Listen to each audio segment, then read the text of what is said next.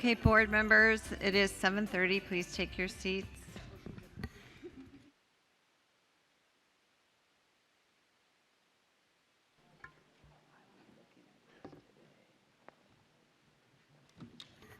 Thank you. This December 4th, 2023 regular meeting of the Fairfax County School Board will now come to order. Please stand for the Pledge of Allegiance, followed by a moment of silence and a performance of the national anthem by the Spring Hill Elementary School's select band under the direction of Dan Freeman. I pledge allegiance to the flag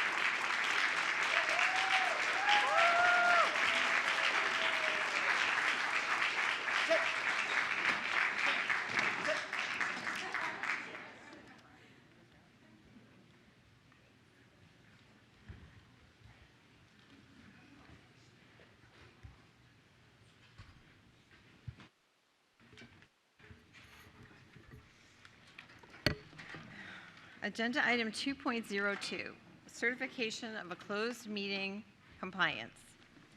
In order to comply with section 2.2-3712D of the Code of Virginia, it is necessary for the board to certify that since the Fairfax County School Board convened a closed meeting on December 4th, 2023, to the best of each member's knowledge, only public business matters lawfully exempted from open meeting requirements and only such business matters as were identified in the motion convening the closed meeting were heard, discussed, or considered by the board during the closed meeting.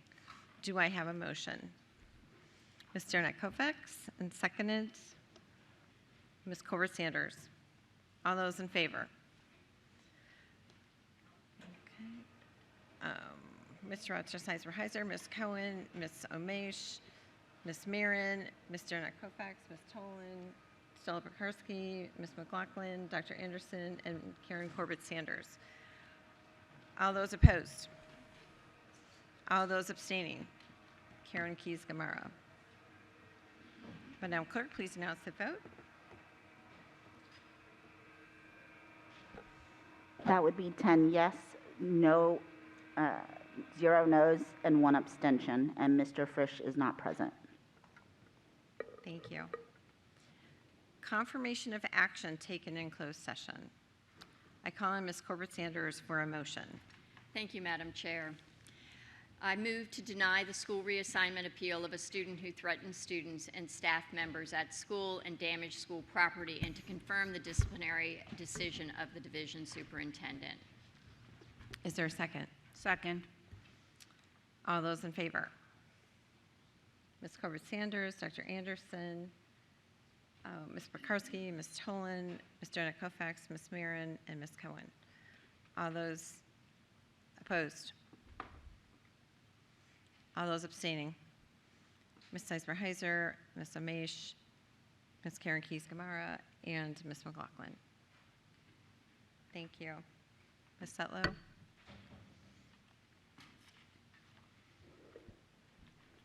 That would be 7 yeses, 0 nos, 4 abstentions, and Mr. Frisch not present. Thank you. 2.04, announcements. Mr. Frisch has submitted a written request to attend this evening's meeting virtually due to a medical conflict. All those in favor of approving Mr. Frisch's request? Okay, that is unanimous for those at the table. And a huge thank you to Starnett Kofax, who will step in as vice chair as needed this evening.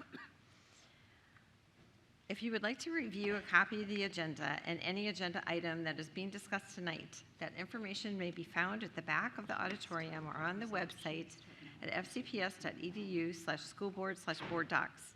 Tonight's meeting is being broadcast on Channel 99 and live streamed on the website at fcps.edu/tv/channel 99. As a reminder to all board members, in accordance with our vote on September 28th, all sponsors of proclamations will have 2 minutes to provide comments, while all other board members will have 1 minute each. After tonight's proclamations, the board would like to invite those in support of the proclamation to join us for a photo. At this point, I would like to recognize Mr. Stu Gibson, who is in our audience. He is a former school board member. Thank you for being here. Okay, our first proclamation, 2.05, National Inclusive Schools Week Proclamation. I call on Ms. Cohen for a proclamation. Whereas since its inception in 2001, National Inclusive Schools Week has celebrated the progress that schools have made in providing a welcoming, supporting, and quality education to an increasingly diverse student population, including students who are marginalized due to disability, gender, socioeconomic status, cultural heritage, language preference, and other factors. Whereas Inclusive Schools Week is an annual event sponsored by the Inclusive Schools Network and is held during the first week of December. Whereas to ensure that our students belong, thrive, and feel supported by their teachers, peers, family members, and neighbors, we must continue to learn more about the work of other organizations and groups in our community and share ideas, resources, and support. Whereas we must teach our students by our actions how to treat others, how to communicate and build relationships, and how to work in harmony to address our common needs. And whereas this year's theme, Draw Me In, provides an opportunity to strengthen our commitment to inclusive education, extend previous successes, and redirect our talent, time, and energy to improve outcomes for students and their families. Participating in art provides a pathway to self-discovery, and sharing art opens doors to understanding and respecting different ways of thinking. Now, therefore, be it resolved that the Fairfax County School Board proclaims the week of December 4th through 8th, 2023, as Inclusive Schools Week and reminds the entire Fairfax County Public Schools community that education takes on a beautiful shape when all children are included. Is there a second? Second. Thank you, Dr. Anderson. Ms. Cohen, would you like to speak to your proclamation? I'd be happy to. With the help from my friends, really wanted to highlight what this means in our family. And I think the opportunity that Draw Me In brings us is really having us ask the question, do we see the faces of all the children and youth drawn into the canvas of our schools and society every day? The need to belong is a basic need of all students and an integral component of effective inclusive schools. To be inclusive implies a fundamental commitment to building relationships among students, families, educators, and the community to support safe and positive learning environments. Inclusive Schools Week also provides an important opportunity for educators, students, and parents to discuss what else needs to be done in order to ensure that our schools continue to improve their ability to successfully educate all of our students. In Fairfax County Schools, I would like to especially thank all of our educators, families, and most importantly, our students during Inclusive Schools Week, and take a moment to applaud the progress we've made toward building more inclusive school communities while pledging to continue our work toward becoming a more inclusive society. And as my friend Rachna, who probably will speak here, will always say, Inclusive Schools Week cannot just be a week. It has to be every school day, every non-school day. We as a county and a community have an obligation and an opportunity to make sure that we're seeing everybody for what they show up with, and that we are affirming their identity, whatever that looks like, and making sure that they know that they belong here in our community and in our schools. Thank you.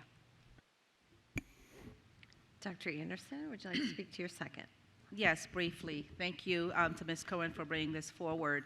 This week serves as a reminder of our commitment to fostering environments in which every student, regardless of their backgrounds, abilities, or differences, not only feel welcomed, but embraced. To be inclusive implies a fundamental commitment to building relationships among students, families, educators, and the community to support safe and positive learning environments. Being inclusive also commits to elevating compassion, understanding, grace. When we recognize the inherent value of every individual, we not only enrich the lives of our students, but also we empower them to become compassionate, open-minded citizens of the world. Following this year's theme of Draw Me In, let us strive to ensure that we see the faces of all children and youth drawn into the canvas of our schools. I also want to wrap up my comments by returning to the theme and asking us to reflect on how we could draw in those who feel othered, engage in conversations with our children and students and others so we need to see beyond the differences and offer greater acceptance.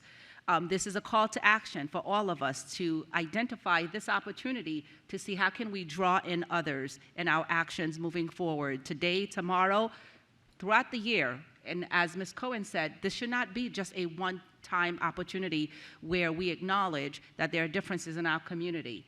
This is, as my colleague just said next to me, it is a mindset, one in which will benefit all of us. So thank you. Thank you, Ms. Corbett-Sanders. Would you like to speak? I apologize, I didn't put it up, but I am glad that Dr. Anderson referenced my motto on Inclusive Schools, which is that it has to be a mindset. It is a cultural imperative that we make sure that every child is made to feel welcome, included, and seen in our schools. Thank you. Ms. Sizemore-Heiser.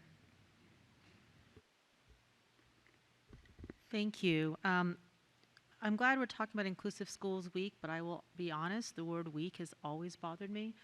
Inclusive Schools Week started many years ago focusing on disability, and I'm glad to see it's expanded to focusing on seeing all of our students. But sometimes when you hear the word week, we focus on it for the week and then we forget about it the rest of the year.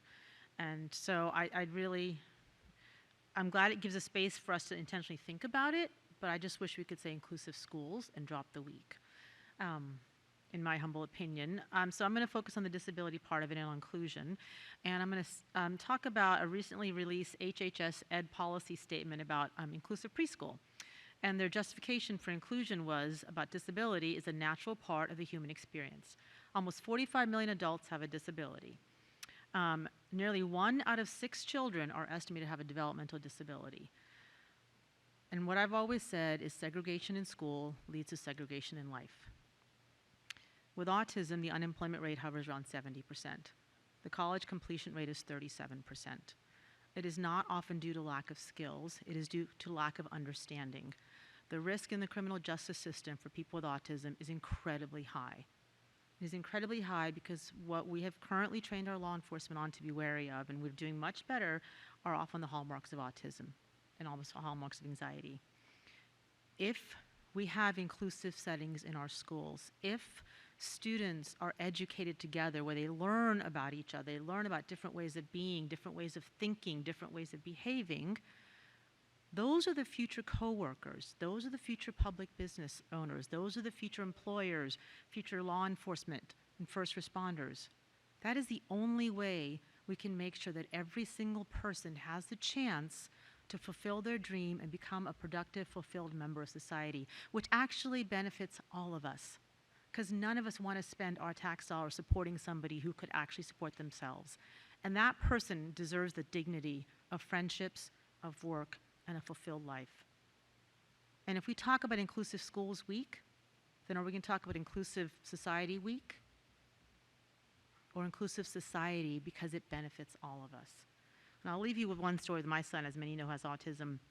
And when he first started a music program, and he was in a band at an after-school music program, and one of the students was very perturbed that he was there because he was touching instruments. And this is when he was young and talking out of turn and this and that. And I know this because he told me so just before the show. He came up to me and he said, when Jake first joined our band, I was very upset. He was touching my instruments, he was doing this, he was doing that. But now I have to tell you, I was totally wrong. Not only is he a great musician, but when we're having a tough day, he makes us laugh. When we're struggling, he's the one who says, come on, we can do one more, we can get this song, we can do it. And he said, not only is he a great musician, but he's actually a great human being. And if he hadn't been in this inclusive band after school with me, I would have never known that. Our future coworkers, employers, first responders, policymakers, leaders will never know that if we don't have inclusive schools, period. Thank you. Thank you, Ms. Amish. Yeah, thank you. And I'm so grateful that we continue to bring this forward. And to Ms. Asmerheiser's points, you know, having started as a point of advocacy for the disability community, it's important to emphasize, and I know, Dr. Reed, we've repeatedly made this ask, and I really hope that in the next few years we see it as a reality to desegregate our schools and make sure that there is real inclusion of all abilities within the school building, that we commit the resources to make sure that's possible. I think to Ms. Asmerheiser's point, the peers in the classroom who will be engaging with one another are that future police officer and are that future politician who will be making those decisions. And it's part of the educational experience that they intermingle and understand the differences that come with the beautiful diversity that is our community. And I guess in leaning into this theme, draw me in, right? It's one thing for us to say we want inclusive spaces. It's one thing for us to aspire and put forward the efforts to do it. But I think even as adults, we find discomfort in sitting and holding space and having purposeful pauses and understanding and reflecting when we do confront differences and when those differences potentially clash. But to have the courageous conversations that are so essential with the respect for one another that we can understand. Despite the difficulty, the tension, the frustration, the emotions involved, we can end up in a better place, right? Just like a sibling or an aunt that you don't like or whatever will quibble and have that, friendly fight over the Thanksgiving or holiday dinner, that at the end, that's still family. And I hope that we can inspire an education for our kids that doesn't shy away from, doesn't silence, doesn't suppress the other's perspective or the difference or the minority's view, but allows for that space so that we can learn from one another and develop through that compassion. So I hope we can all draw me in, right, and bringing everyone here also lean into being intentional about that. Thank you, Ms. Amish. Seeing no other board members that would like to speak, I would like to call for the vote. All those in favor?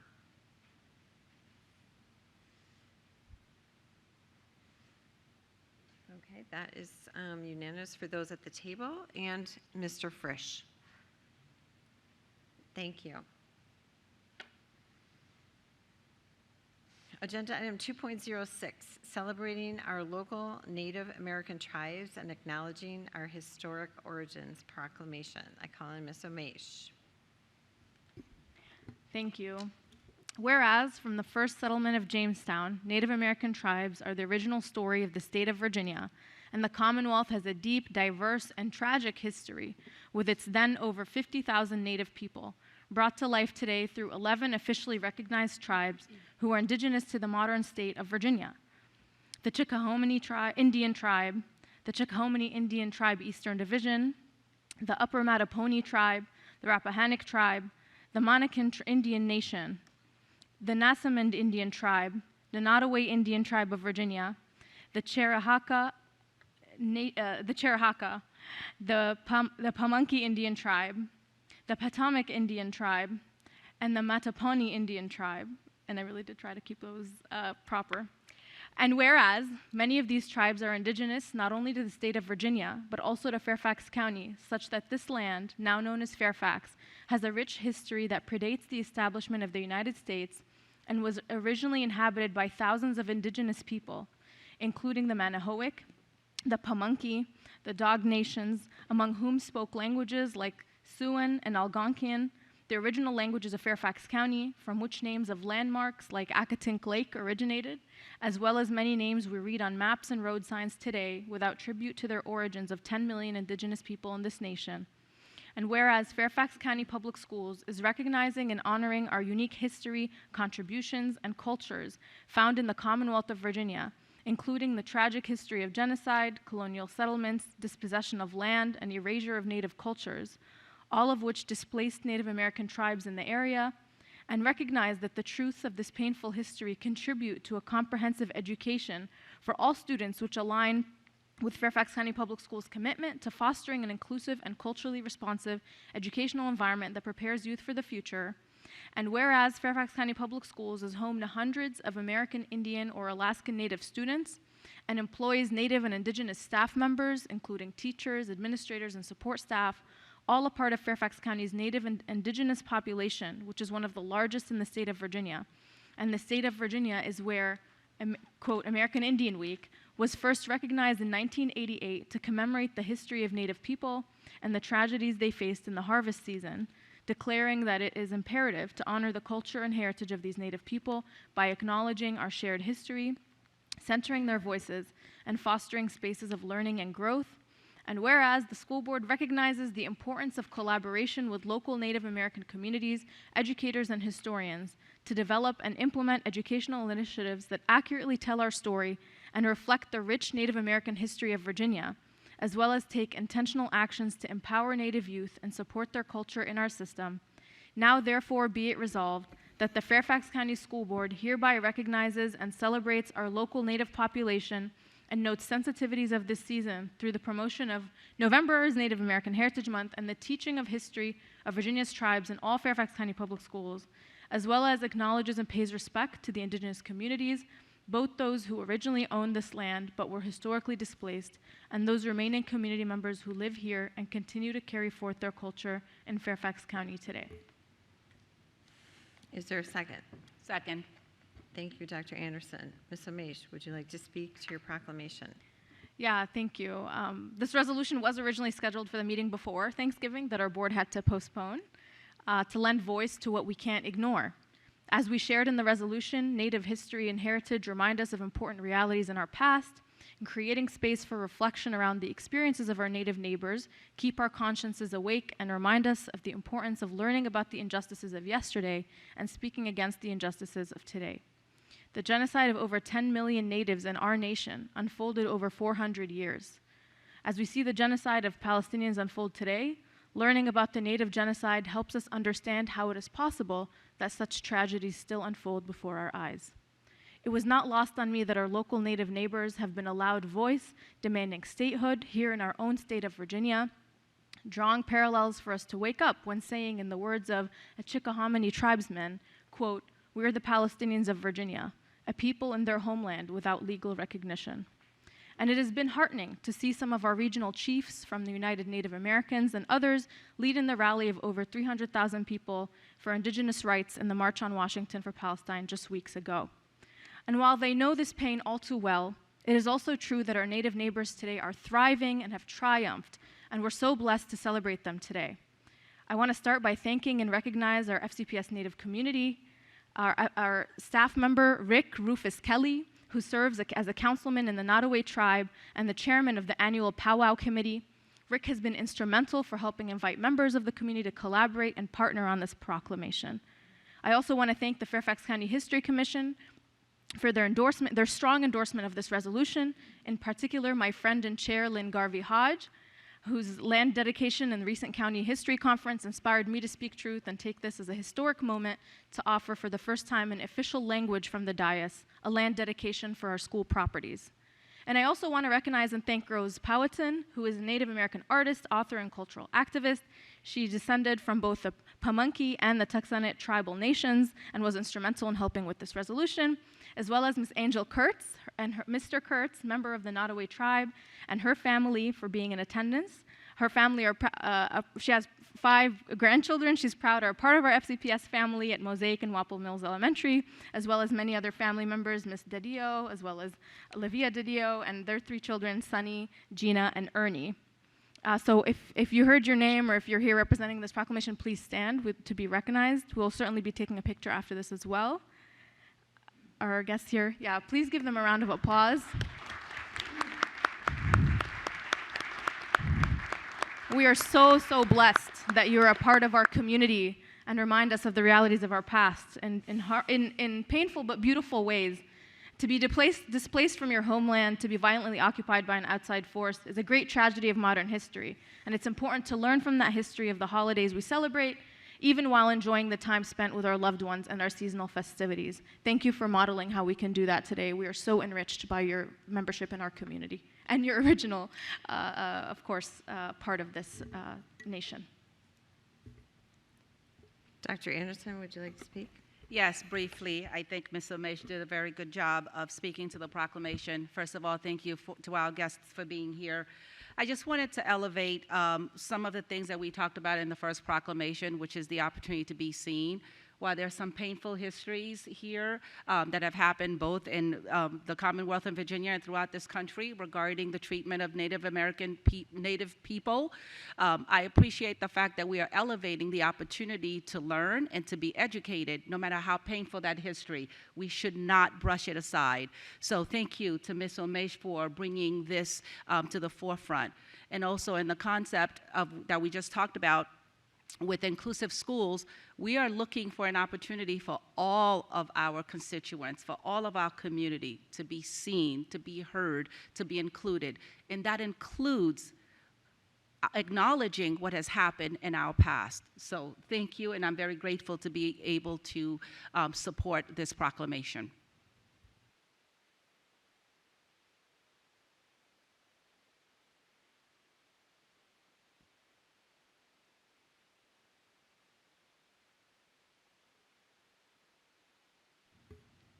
Ms. Keys-Gamarra. Thank you. I'm grateful for this opportunity, and I was already looking in the audience and seeing perhaps, I thought, folks that were connected. I've spent a lot of time in the seat talking about understanding history, irrespective of who our Americans have been. I appreciate comments from our colleagues that we shouldn't be talking about a week or a month.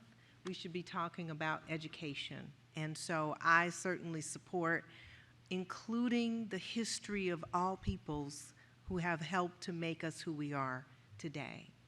And certainly that is the case for Native Americans. Certainly it is the case for many. And certainly we have a lot of work to do to make sure that we are not only seen, but knowledgeable with how we have been enriched by so many around us. It's almost as if we eat a recipe, but we don't know the ingredients. And so I look forward to learning more, and I hope and I know that this school system is moving more toward that inclusiveness and the thirst for understanding, and I think we will all be enriched by it. Thank you. Ms. Cohen. Thank you so much, and thank you so much for being here. We appreciate it, and we're so grateful. We hope that you're going to come back every year, but certainly on more than just a school board proclamation reading. I want to make sure that you're in our schools and teaching our kids the true and honest history of this nation, of this Commonwealth, and we so appreciate you being here. I think it's so important not to in any way try to co-opt or compare what anything else is happening in the world with your experience. I can't begin to imagine, and I think as students, certainly growing up in Georgia, I'm the birthplace of the beginning of the Trail of Tears, the end of the Trail of Tears. When I look at what our students learn about the history, about what our students learn about the path from Georgia to Oklahoma and points further west, I realized that's all that I knew of the vast majority of the Native peoples of the place that I grew up. And so I hope that we will, in Virginia, continue to tell the whole story. Tell the story of the beginning and tell the story of what is not to be the end, what is only the beginning of further exploration, further commitment to making sure that the legacy and the history is not lost. And so thank you so much for being here. We really, really appreciate it. Thank you.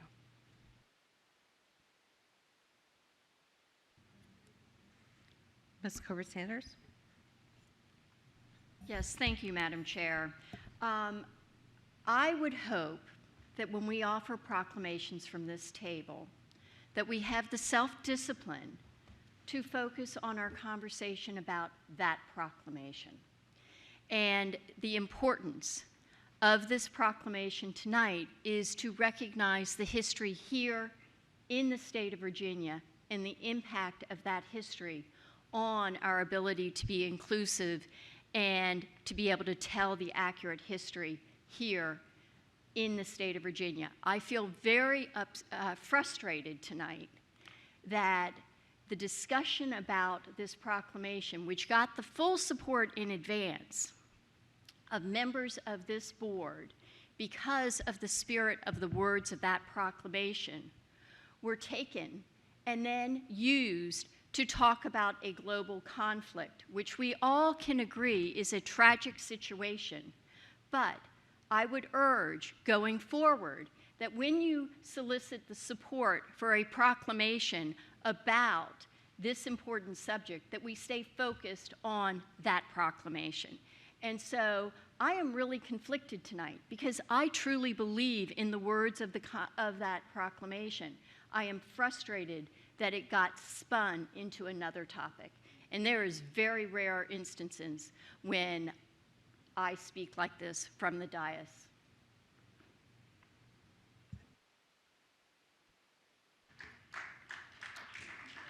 Thank you. Ms. McLaughlin? I want to first thank you, Ms. Corbett-Sanders. It's been a privilege serving with you all these years, and I know this is highly unusual for you to speak with such deep concern and passion, and I share your concerns in that this is a significantly important proclamation in front of us. And as someone who studied American history in college, it's a passion of mine. I continue to want to be a board member and a member of our society that talks about the complexity of history, whether it has to do with our tragic history, as we're honoring here tonight, about Indigenous people. And I am so proud to be part of a board and be part of a nation that is trying to raise this national and hopefully global understanding that we cannot oversimplify history. And we have to help our students understand the depth and the complexity of talking about such difficult topics. And so I do see the merits of this proclamation, and I am so deeply appreciative of everyone here in the audience tonight, watching at home, those of you who are connected and representative of our Indigenous communities, that you are here, and I want to support this proclamation in honor of all of you. But I will say again that we will not be a better society if those of us in elected positions, those of us in decision-making positions, continue to speak in ways that divide our society. We have such an important responsibility to talk about the complexities of history and help our students to understand that, because otherwise they can't even learn and therefore formulate and speak from well-informed positions, and to recognize again, history can often be quite messy, but what we learn from history, we hopefully never bear to repeat. And I look forward to continuing to be one citizen here in the United States that continues to talk about how do we learn from our history and become a better people from it. And so to my colleagues, I really do appreciate what we do each and every day, trying to ensure we have inclusive history. And certainly as a woman who didn't get to learn many stories about the incredible women who built this nation as well, I understand the importance of making sure we get better at it every day. So thank you. At this point in time, I would just like to interject for members to please, as far as thinking about the proclamation stands and falls on its own, not on comments made for or against the proclamation, which reflect individual member takes of the proclamation. Voting to adopt this motion does not mean one adopts the reasons why other members voted or did not vote for it, but please think about the proclamation itself. Mr. Frisch. Oh, I'm sorry, Ms. Jarnett Kovacs. I'm sitting at Mr. Frisch's seat right now. I want to thank you all who came out tonight for the proclamation as it was intended. FCPS attempts to teach complete history that allows for students to understand multiple perspectives, apply a critical lens, and develop disciplinary thinking as it comes to our Native American culture.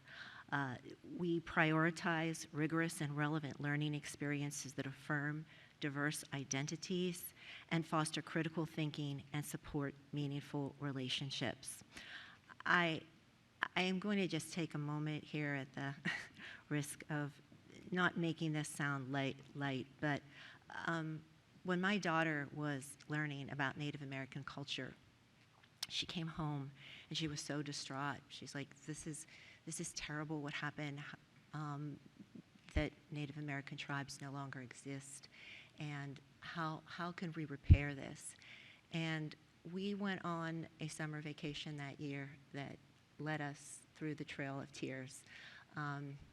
Oklahoma City was particularly profound with the statue there, and at that time, we and our family just have always felt a wanting to ensure that while we are proud of being American, we're also respectful of what happened to the Native American culture. And I will stand on in support because of what Ms. Tolan has said, but I do want to say we thank you and we acknowledge the harm that has come, and we want to uplift the contributions of our contemporary Native and contributions of our contemporary Native people. So thank you for those who came out tonight, and to those who spoke on, and who used this proclamation to divide rather than bring people together. I think that was done in poor taste, and I'm sorry that we're at this point where we had to deal with that. Okay, at this point, I would like to just take a moment to celebrate our local tribes and thank you for attending the meeting this evening. I would like to acknowledge the spirit of the proclamation and support that. I guess as usual, I feel such an importance to our local Virginia history and teaching that history and supporting students that we have working in this area. So I wanted to tell you about Peyton Walcott. He's actually been in front of us talking about boys volleyball very eloquently, but Peyton is a student at Langley High School and a member of the Nansemond Indian Nation. Last school year, after Peyton met with Principal Greer and contacted my office, we connected him with our K-12 coordinator of social studies and for him to discuss his vision for lifting contemporary Native American voices in FCPS curriculum through the development of video interviews. During the meeting, the team brainstormed needs and actions for Peyton's vision to become a reality. Peyton was equipped with the necessary gear and equipment needed to take his journey into Indigenous connections around the county and beyond. Peyton started with traveling to speak with tribal nations down the eastern portion of the state, and he has also almost completed a science video, so we're cross-curricular, a science video on Indigenous people and oyster reefs and oystering. He has also completed working on a video about Indigenous identity and the Jim Crow era, and is being supported with historical context by Dr. Isra Wee from Social Studies. While he states that his progress has been a little slower than he would have liked, he is now finished with his college applications and is resuming his focus on this important area of study. Peyton, we cannot wait to see your finished product. I've seen some in-between videos, and they are fantastic. So even our own students are hard at work making sure that FCPS teaches the history, the true history of Virginia. Thank you. Okay, with that, I would like to take the vote. All those in favor of this proclamation? Ms. Tolan, my light was on. Oh, I'm sorry, Ms. Amish. I think that we all have had an opportunity to speak to the proclamation, so I think we'll go ahead with the vote. I understand. Thank I you. think we've all had the chance to have go-backs in the past. We haven't on proclamations, actually. I've done that in the So- past, but that's your discretion, so Thank I you. understand you're telling me I can't speak. Yes, I'd like to take the vote. Thank you. Okay, those in favor of the proclamation? Okay, that is unanimous at the table. And Mr. Frisch? Thank you. Okay, our next proclamation, 2.07, National Hunger and Homelessness Awareness Week. Ms. Omesh.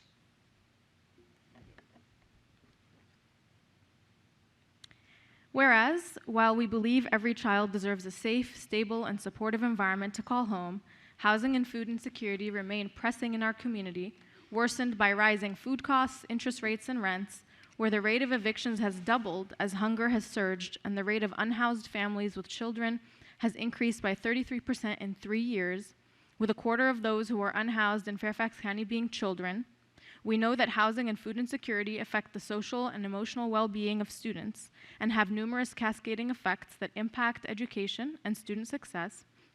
And whereas the expiration of COVID-19 supports, such as the expanded child tax credit, universal school meals, as well as reductions to the Supplemental Nutritional Assistance Program, SNAP, have caused hunger to increase such that 1 in every 8 children in this country experience food insecurity, and more than 1/3 of students in Fairfax County qualify for free or reduced lunches.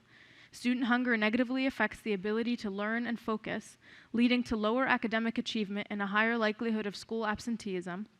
Student hunger and homelessness result from historical and structural injustices that disproportionately affect communities of color. And whereas students who are unhoused or homeless face challenges that pose unique traumas resulting from a lack of stability in basic necessities such as food and shelter, teachers, administrators, and support staff should use trauma-informed practices to gain a better understanding of the ways in which these 2,300 students are affected by their circumstances and the ways in which these adverse childhood experiences, ACEs, affect their learning.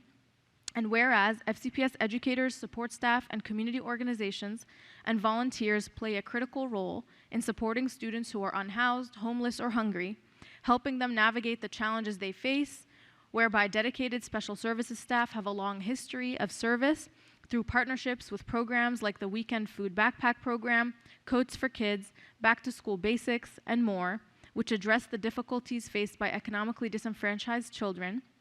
And whereas, given our mission of excellence, equity, and opportunity for every child, addressing the challenges of housing and food insecurity requires a comprehensive and compassionate approach that includes collaboration among government agencies, affordable housing developments, nonprofit organizations, community leaders, and concerned citizens to create a society where no family is left without a home or food for their family.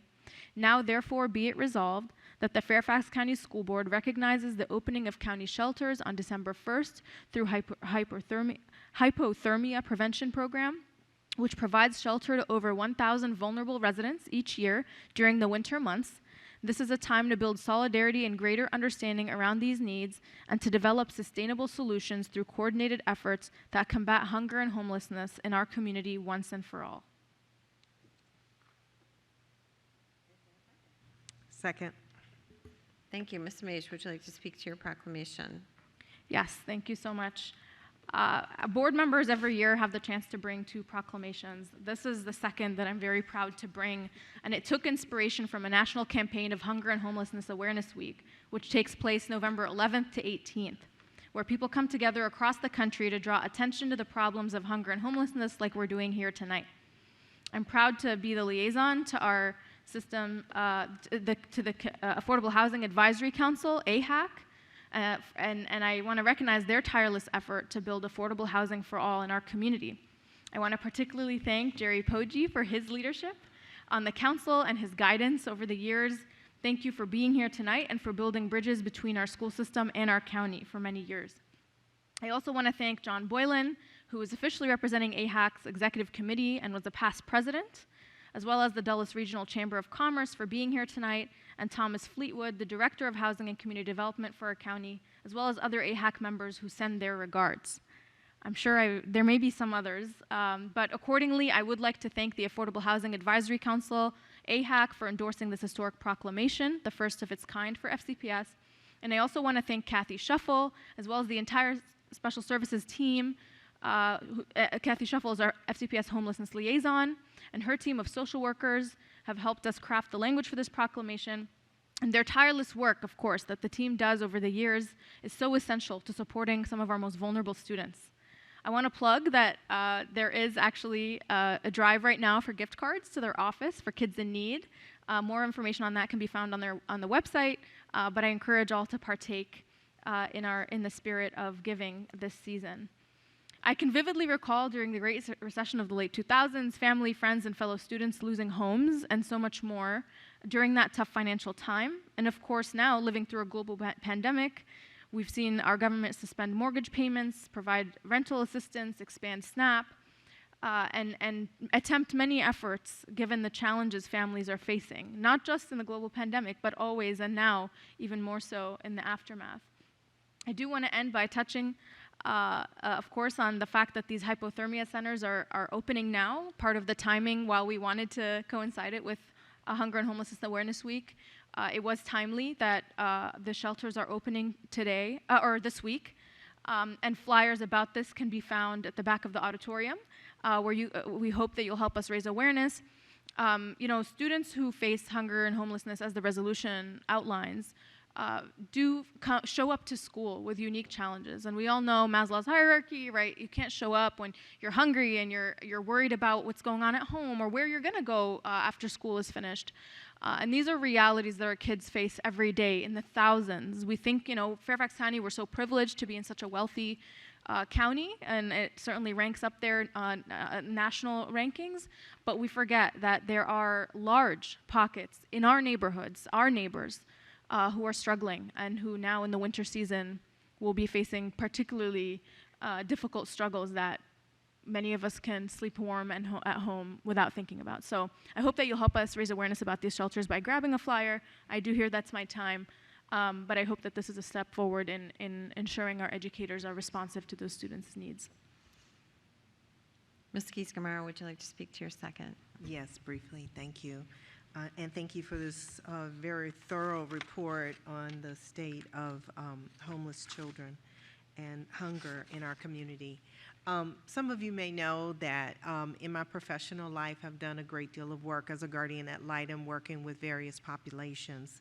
And what I realize and what is abundantly clear in working with various families is simply that hungry children can't learn. And so we need to work as a community to not only make sure that they have safe roofs over their heads, that families are supported, but that when they come to school, they eat. I know that in the past we have done some things to try to make sure that children have breakfast, that they can have lunch, but this is very difficult, especially during the holidays when kids are seeing their peers not having the same struggles. And there is a stigma that is attached to having these experiences. So I'm grateful to be able to have this conversation. I consider every child in our community our child. And so I'm really looking forward to working and collaborating not only on the local level, but the state and federal, and in every way that we can. I know that there are advocates out here who really care, and I hope that our families and especially our students take this moment and receive our hope for our community and our support. Thank you very much. Ms. Corbett-Sanders? Yes, thank you, Madam Chair, and thank you, Ms. Omesh, for this proclamation. This is something that, as you know, I've raised concerns about for quite a long time. What people fail to realize is that we have unhoused or homeless people that fall into multiple categories. And Fairfax County does have the hypothermia shelters. They have homeless shelters. However, the way it works is we have shelters for families. We have shelters for adults. What we don't have is sheltering for unaccompanied youth. And we have a very large population which is in flux, and many of them are homeless because of tensions with their families or other reasons, and we have as many, and many identify as LGBTQIA youth. And so I am urging, as we look at this very important issue, that as a county and as a society, that we have shelter for those children. And that those shelters not only provide a roof over someone's head, a warm bed, and food, but also the wraparound supports necessary for our students. And it is particularly important to look at this when we talk about inclusion and the importance of addressing the very real needs of this population. And so I encourage you that when we look at this, that we also include advocacy for sheltering those students. Thank you. I would like to call for the vote. All those in favor of this proclamation?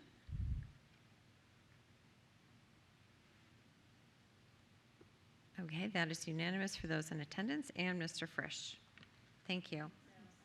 Oh, I'm sorry, Dr. Anderson is away from the table. Thank you. Oh my goodness, okay. Madam Clerk, do you have that? Ms. Marin and Dr. Anderson are away from the table. Yes, and I also have Ms. Marin away for the earlier proclamation that was right before this. Thank you.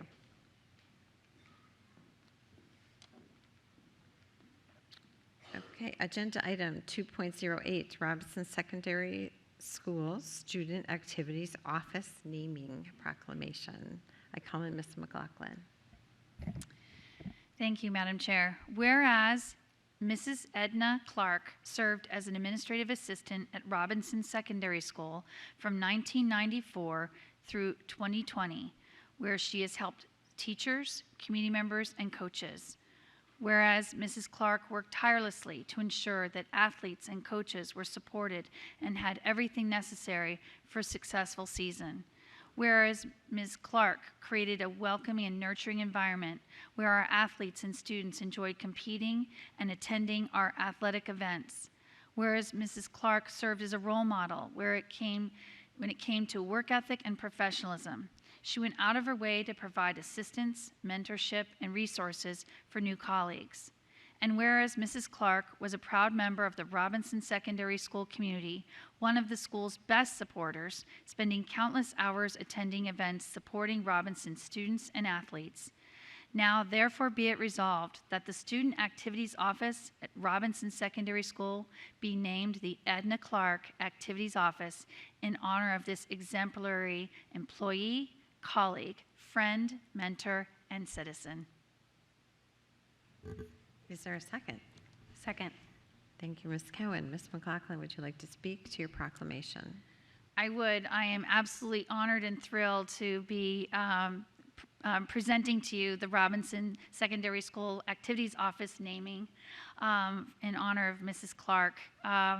Having represented the Robinson community for these 12 years and being a parent of a rival high school, Woodson, I know that all the years that we would compete against Robinson, I frankly knew of no other school in the county that the Robinson Rams have the most remarkable school spirit and athletic prowess.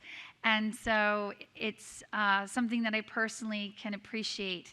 For Mrs. Clark to be bestowed with this honor means she has given so much for more than a quarter century to her community. And often it is the people behind the scenes working so hard for so long in support of our schools. I just look at this as such a wonderful way for us to finally elevate and bring forward for the future and going that the Robinson Rams will always know how special Edna Clark has been to the Rams community. And before I cede to my wonderful colleague who I share Robinson with at the magisterial level, I do want to also thank our principal, Tracy Phillips, and her administrative team for coming here this evening as well, and our regional area superintendent, Penny Gross, for also joining us for tonight's honor. And thank you for your patience. We will be asking everyone to come up for the photos with the proclamation, so please don't leave after we vote in this proclamation. But to my colleagues, I do hope to see unanimous support. Ms. Cohen, would you like to speak? Thank you. I wondered if the folks from Robinson who are here to support this resolution, do you mind standing up so we can all give you a big hand? Thank you so much. I think we've had such an honor. Actually, I think the last couple of meetings we've had the opportunity to get to name a few things after folks, and it is absolutely one of the best parts of this job.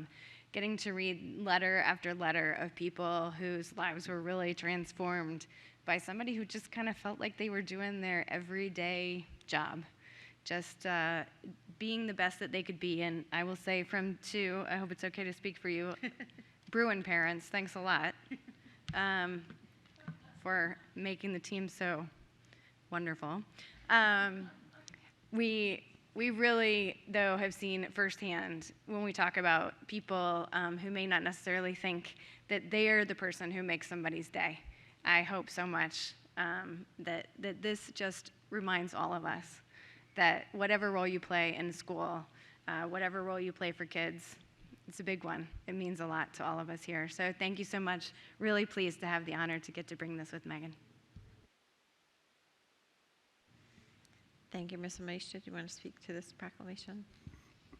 Yeah, I want to thank the folks from Robinson who came forward. As you all know, Robinson is the institution that made me who I am and who you see me to be today. I wanted to certainly mention, I mean, Miss Clark was there when I was there, and while I have the bad luck of not having the chance to have worked too closely with her, I did poke around because I know a lot of my peers did. Given that she was there for 26 years, helping students, being a friendly face, someone students and parents could depend on and who could trust. I did receive an outpouring of letters of support for this proclamation, and that just goes to speak to the love that Ms. Clark inspired in all those around her. And so I wanted to just share one of those quotes that does speak to her spirit. Edna was seen as a leader within the administrative staff, both at Robinson and all the other high school student activity offices. More importantly, Mama Clark often would go beyond job descriptions and get to know the people on a personal level, listening, encouraging, and hand-holding many through difficult personal challenges. She knew her job, but more importantly, she took the time to get to know the people and cared. What an example she set, and I hope that that's one we can follow to humanize one another and show that kind of care.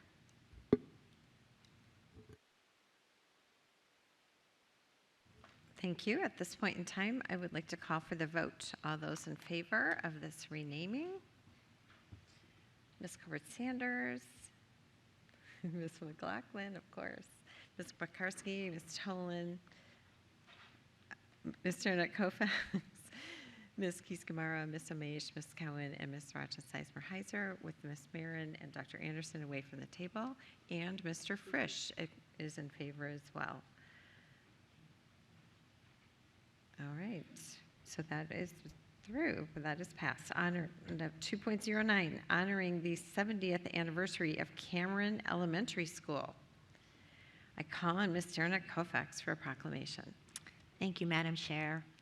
Whereas Cameron Elementary School, located in Alexandria, Virginia, first opened its doors on September 8, 1953, during the post-World War II period, the school was originally going to be named Happy Valley Elementary School, but the school board renamed the new building Cameron Elementary School on January 6, 1953, 8 months before opening.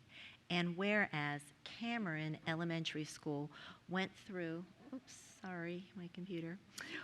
several phases of adding classrooms in the spring of 1953 and May of 1954 to accommodate the growing number of children moving to the area, and served children in grades 1 through 7 until 1960, when Cameron's 7th grade class was moved to the new Mark Twain Intermediate School.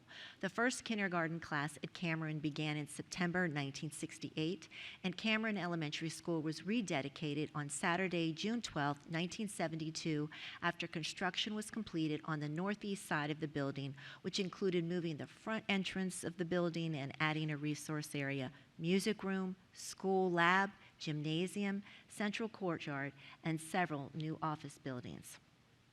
And whereas the earlier mottos for Cameron Elementary School, started by former Principal George Towery, regarding the quality of education starts here, and that is still true today, that the Cameron Cobras to Cameron Cheetahs, Cameron Elementary School has seen much growth and change throughout the years. From an animal courtyard in the back, where students learn to care for rabbits, goats, small birds, guinea pigs, and baby chicks, to Cameron was also one of the first schools to try voluntary school uniforms in the mid-90s, which included a shirt that said, "Character counts at Cameron." And whereas Cameron Elementary School had visits by First Ladies Nancy Reagan and Barbara Bush in the early 1980s, and when future Lady Barbara Bush donated books as part of the Reading is Fundamental program in 1987, and First Lady Nancy Reagan came to promote the Just Say No substance abuse campaign. And whereas today Cameron Elementary continues to educate a diverse student body with a very dedicated group of teachers, administrators, and staff who are committed to supporting Cameron's mission to embrace and celebrate its diversity while promoting children's academic, social, and emotional growth through real-world experiences to ensure that they become responsible citizens, working to their full potential to enrich their lives and live in this world. Now oh my goodness tonight, I'm sorry. Now, therefore, be it resolved that the Fairfax County School Board honors Cameron Elementary on the occasion of its 70th anniversary of providing educational excellence and enrichment opportunities to students in their community. Is there a second? Second. Thank you, Ms. Corbett-Sanders. Ms. Jenna Kofax, would you like to speak to your proclamation? Yes, ma'am, and I will try to speak slower this time. I am honored to bring this motion forward this evening. It has been wonderful to share the vast history of Cameron Elementary with all of you. When FCPS was established in 1870, there was a one-room schoolhouse called Cameron School. And in 1892, a new Cameron School opened near the intersection of Telegraph and Franconia Road, very close to where the school currently sits today.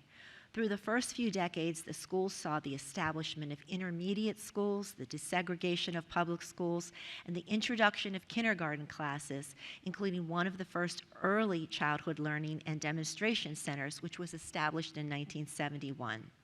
Principal George Towery led Cameron Elementary School for 30 years, from 1980 to 2010, and I had the privilege of meeting Principal Towery just prior to his retirement in 2010.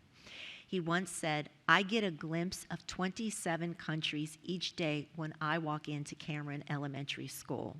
It's like a little global village. I think kids who go to school here have a real picture of the world the way it really is. And in my opinion, they are far, far richer because of it." Today, Cameron continues to educate a diverse student body where over 22 languages are spoken. Since 2020, Principal Eric Johnson assumed principalship, and he has shared with me that Cameron's STEAM lab and classroom teachers help Cameron students develop the skills they need to be successful communicators, learn to collaborate, become responsible, ethical, and global citizens, and problem solve by learning to be creative and critical thinkers, and learn to establish goals and become resilient individuals, all attributes of FCPS's Portrait of a Graduate. He also shared that Cameron focuses on the whole child, and emotional learning is just as critical as academic learning. And I want to close by giving you just a few lines of Cameron's school song written by teacher Jennifer Dawson. At Cameron, we are all a very special family. We come from different places from all around the world, from Vietnam to Pakistan, Mexico and Colombia too, from India, Bolivia, and Africa to name a few. Everyone, let's join hands and spread peace through all these lands. For this is our hope, the world to unite, and for all people to love and not fight. Please help us make this world a better place. So thank you, and I want to thank Principal Eric Johnson, Assistant Principal Amanda Snyder, Gayla Baumgart, social worker, Tiffany Reed, the advanced academics teacher, and Antoinette DeWatt, the speech language and pathologist who joined us here tonight and will take a picture with us later. So thank you all for being here. Ms. Corbett-Sanders? Yes, thank you, Madam Chair. Much of what I wanted to say was already presented by my colleague, Ms. Derenak Koufax. For many of you, you probably don't know that a lot of the schools in the Mount Vernon and Franconia area, Ms. Derenak Koufax will have 50% or like 54%, and I'll have 46%, and vice versa. And that's why we often do these things together.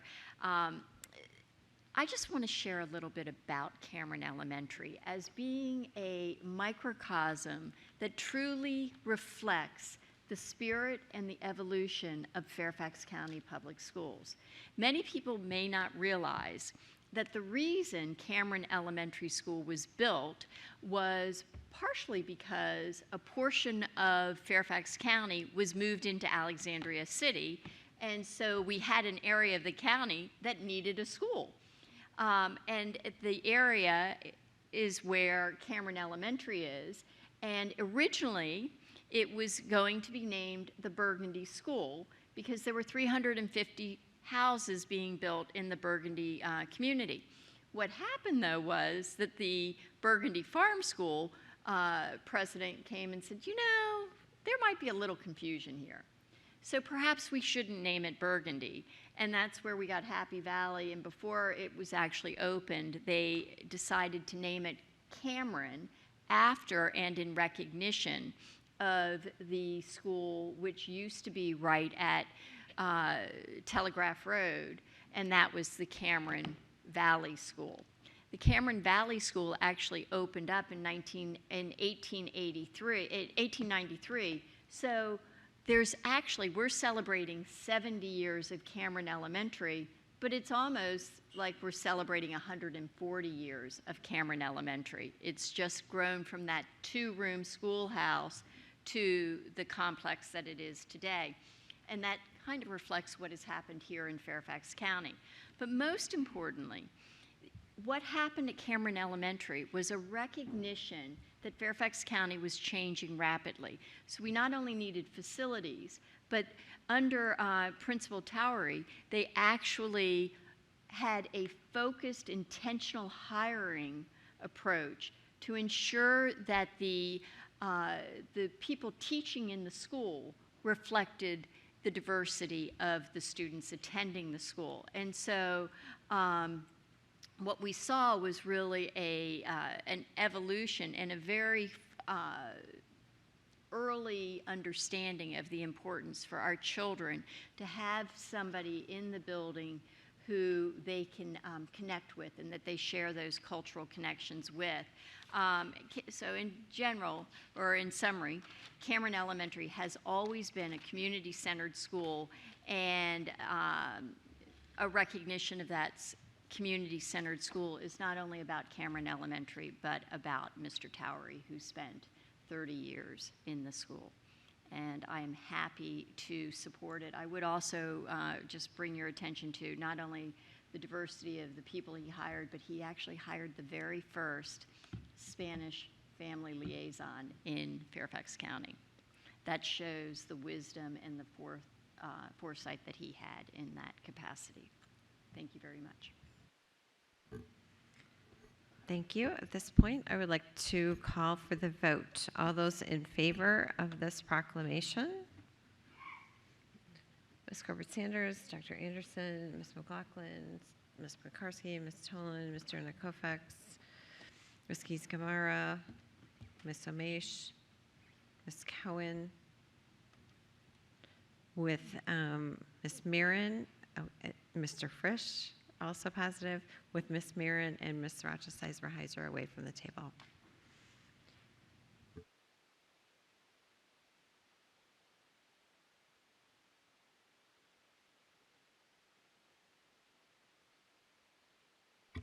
I call on Ms. Toland for a proclamation. The proclamation honoring our 2023 Citizen Bond Committee and the Mount Vernon Springfield Chamber of Commerce proclamation. Whereas the 2023 Citizen Bond Committee and Mount Vernon Springfield Chamber of Commerce play a crucial role in supporting our schools and contribute to high-quality education and life in Fairfax County. And whereas collaboration among local public schools, community organizations, and businesses provides a well-trained and highly educated workforce, and whereas first-in-class instructional facilities are required to provide spaces for students to practice and hone the skills needed for success in the workforce and their communities. And whereas an excellent public school system must have school facilities that are educationally best in class, safe, and more environmentally sustainable to preserve finite natural and financial resources. And whereas public school facilities serve not only the students and adults who learn and work there, but also provide essential space for community athletics, indoors and outside, community meetings, and distribution of public health services, including emergency shelter and more. And whereas members of the 2023 Citizen Bond Committee, led by Chairman Len Forkas and Co-Chair Catherine Hosek, and the Mount Vernon Springfield Chamber of Commerce, led by President Holly Doherty, have dedicated their time, energy, and resources in support of passage of the 2023 $435 million school bond referendum, with 68% of the county's voters voting yes. Now, therefore, be it resolved that the Fairfax County School Board extends its highest commendation and deepest appreciation to the Chamber and Committee for their leadership and outstanding service to Fairfax County Public Schools and Fairfax County through their unwavering dedication to the children and overall success of this community. Your work has resulted in securing sound public investments to provide the best public schools possible for every FCPS student. Is there a second? Second. Thank you, Ms. Corbett Sanders. Ms. Tolan, would you like to speak to your proclamation? Yes, thank you. So as mentioned, our recent bond passed with 68% support of Fairfax County voters, with showing a renewed community investment in Fairfax County Public Schools. I want to give a huge thank you to our bond committee for helping to spread the word on the bond and why it is important to all Fairfax County residents. I'd like to do a similar thing to what we've done before. Can all those people who are members of the bond committee, the Chamber of Commerce, et cetera, please stand so that we can recognize you.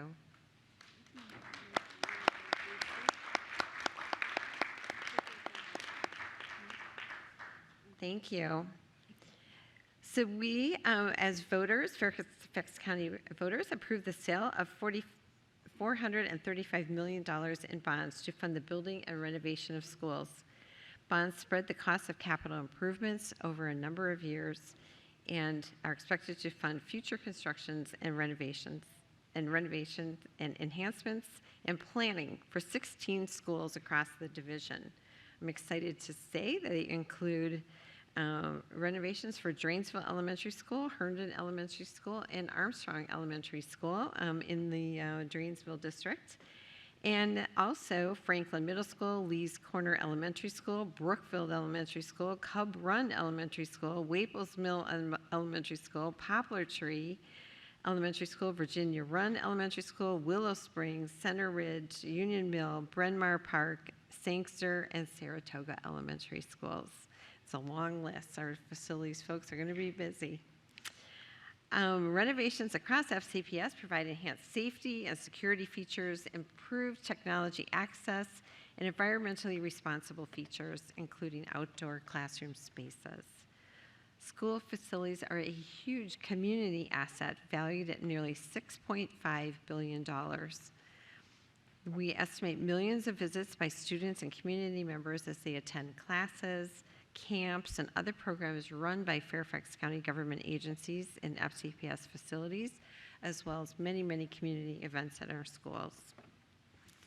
So a huge thank you again to the members of the bond committee that are here with us tonight, and we'll look forward to having a photo with you. Thank you. Thank you. Ms. Corbett Sanders, would you like to speak to your second? Yes, thank you. I thought I'd spend a couple of minutes explaining our bond process because many people don't realize the importance of our bonds. Our bonds are a form of long-term borrowing used by most local governments to finance public facilities and infrastructure. Bond financing makes it possible to build facilities and infrastructure based on future population estimates and needs, and to spread the cost equitably over the useful life of the facilities. Although our facilities are currently on a 37-year renovation cycle, we'd like to shorten it. Fairfax County has a long history of being fiscally conservative when it comes to utilizing its bonding authority. Because of this history, the county has navigated turbulent times affecting our economy and maintained its AAA rating with the finance rating agencies. In fiscal year 21, it was noted that Fairfax County is one of only 13 states, 49 counties, and 33 cities across the United States to hold a AAA bond rating from all three rating agencies. For this reason, Fairfax County's bonds sell at a relatively low interest rate compared to the other tax-exempt bonds. This kind of financing allows the cost of a facility to be spread over a number of years so that each generation of taxpayers contributes a proportionate share for the use of these long-term investments. Bonds limits the use of property taxes to only paying debt service, and under the county bond program, the county's net long-term debt is not to exceed 3% of the total market value of taxable real and personal property in the county. It also provides that annual debt service, the cost of the principal and interest payments, be kept below 10% of the annual combined general fund disbursements. and that bond sales shall not exceed an average principal amount of $300 million per year, or $1.5 billion over 5 years. This demonstrates the very intentional and professional management of our funding, both at the county level and at the schools level. And so I want to personally thank Len Forkas, Kathy Hosek, and the Mount Vernon Springfield Chamber of Commerce for their timeless efforts in getting this year's bond passed. I especially appreciate that much of the bonding authority this year was not concentrated in the Mount Vernon region, but the Mount Vernon region stepped up and was very supportive of making this happen. So thank you very much. Seeing no other board members who would like to speak, I'll check one more time. All right, I will call for the vote. All those in favor of the proclamation? That is unanimous with everyone at the table, with Ms. McLaughlin, yes, with Ms. McLaughlin and Ms. Sizemore-Heiser away from the table. Madam Clerk, will you call for the vote? That's 9-0, and I don't have Mr. Frisch's vote. I'm sorry, say that again. Okay. Mr. Frisch. 10-0, Mr. Frisch is- counting yes, and Mr. with Frisch. Mr. Frisch, yes.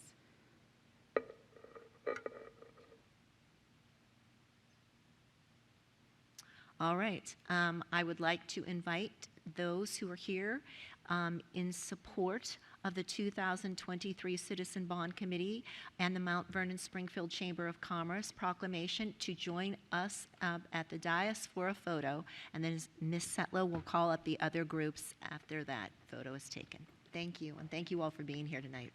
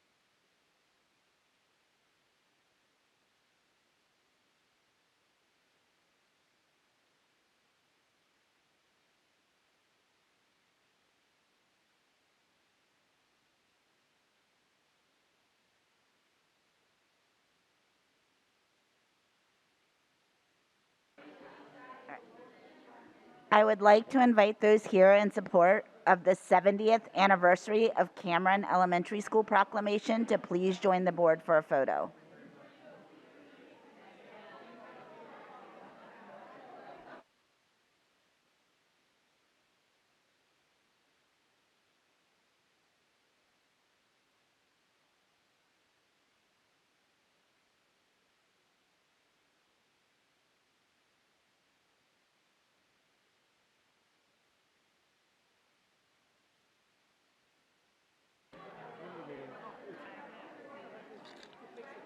I'd like to invite those here in support of the 70th anniversary of Cameron Elementary School proclamation to please join the board for a photo.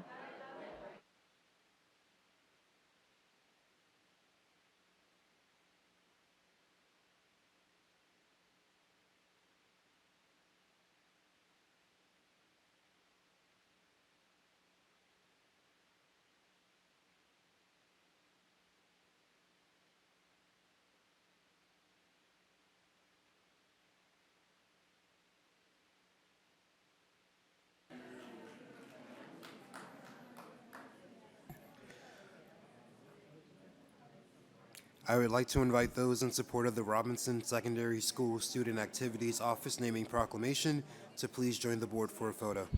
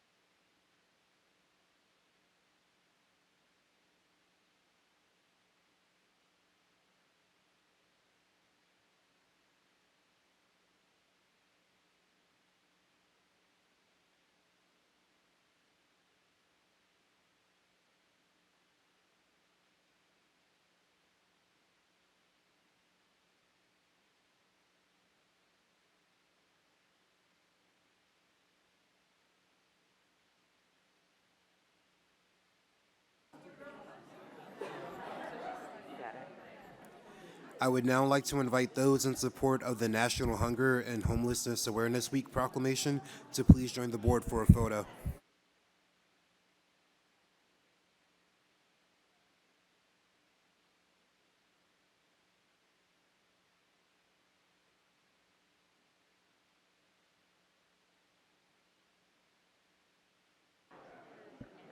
I would like to invite those here in support of the National Hunger and Homelessness Awareness Week proclamation to please join the board for a photo.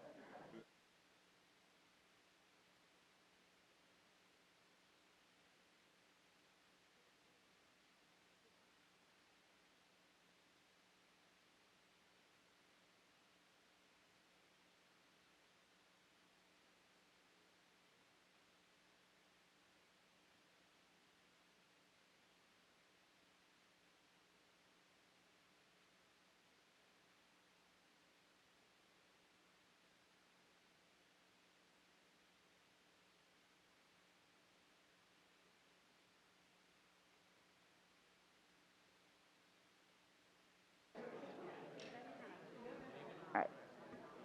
I would like to invite those here in support of the Celebrating Our Local Native American Tribes and Acknowledging Our Historic Origins proclamation to please join the board for a photo.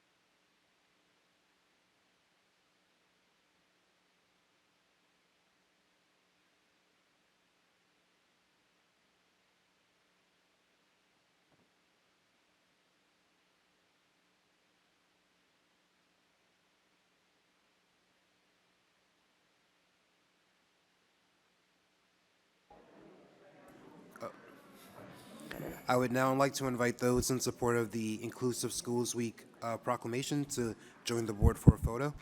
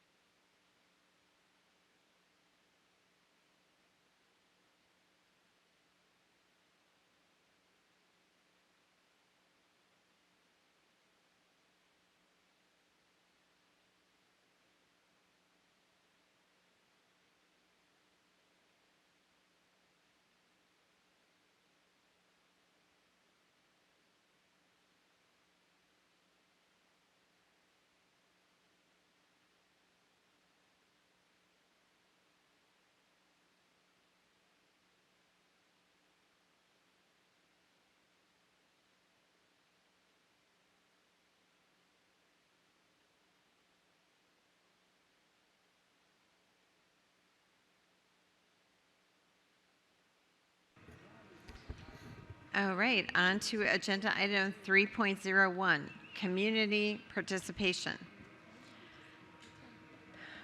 The next order of business is community participation. We welcome all community members who are here and those who signed up to speak this evening. Community members can sign up to provide comments at school board regular business meetings and public hearings on the school board's website. At regular business meetings, speakers may address any school-related issue except those that have been scheduled for public hearings, such as the capital improvement program, budget, and boundaries. Comments targeting, criticizing, or attacking individual students are not permitted during public meetings.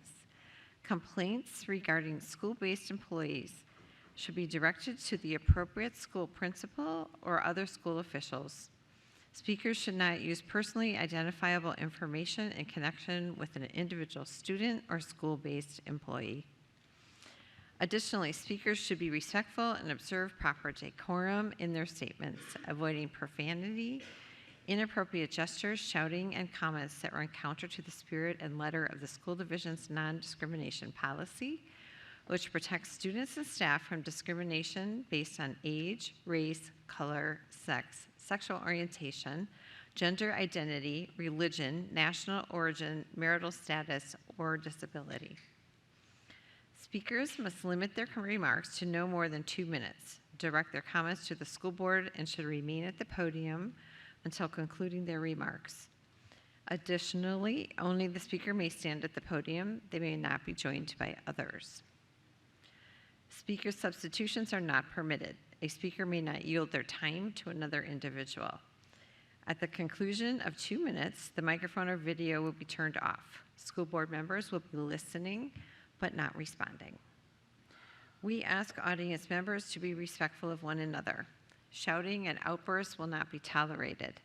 Audience members should hold their applause until the conclusion of a speaker's remarks and remain at their seats, including when video recording or taking photos. We are grateful for those who have come to speak to us today, and thank you for your cooperation. Madam Clerk, please call the first speaker. Samir Ali.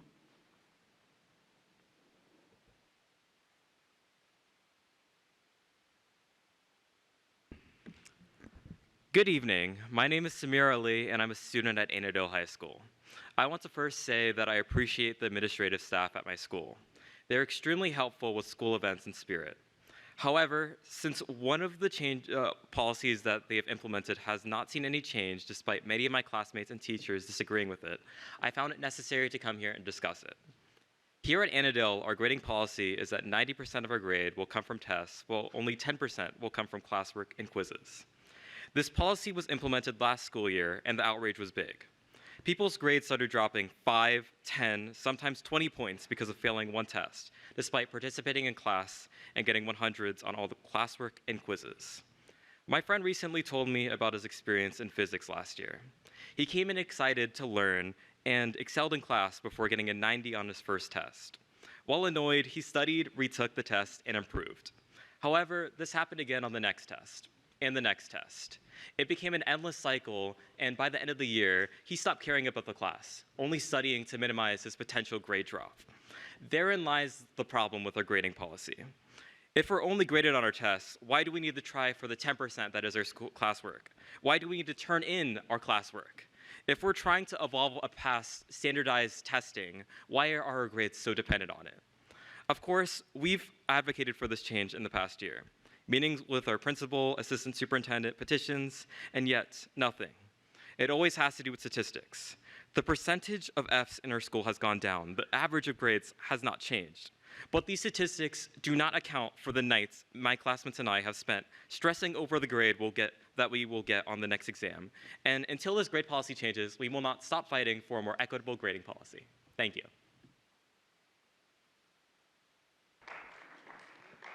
Stuart Gibson.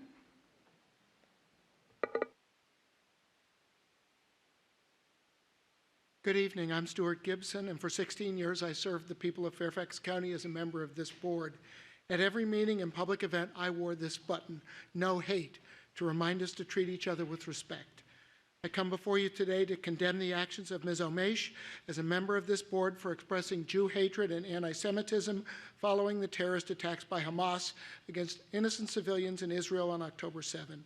She has posted anti-Semitic and anti-Israel memes on social media that basically brand thousands of our Jewish students, teachers, and families, as well as thousands of supporters of Israel and its right to exist, as mass murderers akin to Adolf Hitler and the Nazis. Let's set the record straight. Hitler set out to murder all 9 million Jews in Europe by, among other things, building camps whose sole purpose was to gas Jews to death and then burn their bodies. He was able to murder 6 million Jews before the Allies defeated him in 1945. Israel is not Nazi Germany. It does not seek to kill all Palestinians. It is not committing genocide. To the contrary, Israel is defending its residents against a terrorist organization bent on finishing what Hitler started, killing the Jews. Comparing Israel to Hitler is anti-Semitism, pure Jew hatred. It is a direct threat to our safety, and it has no place on this board. I'm not the only person who says this. In 2016, the International Holocaust Remembrance Alliance developed a working definition of anti-Semitism that has been adopted by 43 countries, including the U.S. Just this year, Virginia adopted it too. Ms. Omesh, you should read it, because what you have posted is spelled out exactly in this law, comparing Israeli policy to that of the Nazis. I call upon you to cease these Jew-hating attacks against members of our community and to apologize for your hateful anti-Semitic posts. And I'm going to give to the clerk a copy of the post so that the school board members who may not have seen it can see what's involved and what's so hateful to the members of this community. Thank you. Jennifer Gorski.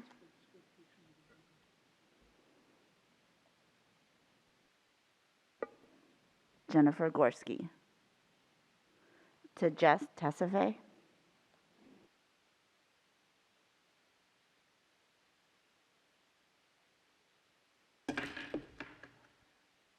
Good evening. My name is Sigis Tasfai, a parent of a senior student at West Springfield High School. You all know that 13 years of abuse my daughter and my family went through in Fairfax County, which I completely believe that you have been silenced and actually some play an active role in it. This year, the abuse of power, which started in elementary, revived again with the assistant principal admin, the English department head at West Springfield High School, blocking me from communicating with my daughter, AP Lit teacher and counselor, where they are not allowed to speak to me, return my call, and I'm not allowed to have a meeting with them without the presence of the administrators. When I asked the reason, it changed every time. This week, the reason was you had questioned about the English curriculum. I have the right to ask about the curriculum. And second, this time I have said that I want to meet about my child and not the curriculum. However, we know the reason. Last year, the school removed an amazing AP Lang teacher who was also the English department director for many years with a humiliating manner. So we all know how this is all related. Now, what happens this year? They came up with a curriculum, not only that cuts at least half of the teaching, but also removed the textbook, all kinds of cumulative assessments, quarter exam, final exam, came up with a complete different grading system for AP Lit, and giving us a letter grade and hiding the raw scores from us, which I completely believe that the previous teacher who was removed from this school did not cooperate with these crazy proposed plots and plans. You have been quiet when my daughter was bullied out from many opportunities, from forming a girls' sub club, humiliating her at an interest meeting that she called, bullied out from a science fair that she tried to participate, fake national honor societies, not providing a letter of recommendation that supports her.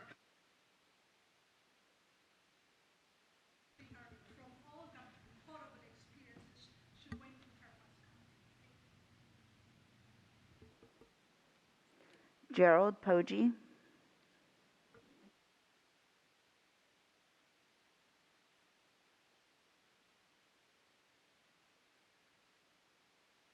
Good evening. My name is Jerry Poggi. On behalf of my faith community, the Unitarian Universalist Congregation of Fairfax, I strongly support your findings and resolution on ending hunger and homelessness in our largely wealthy community. I also serve on the Affordable Housing Advisory Council.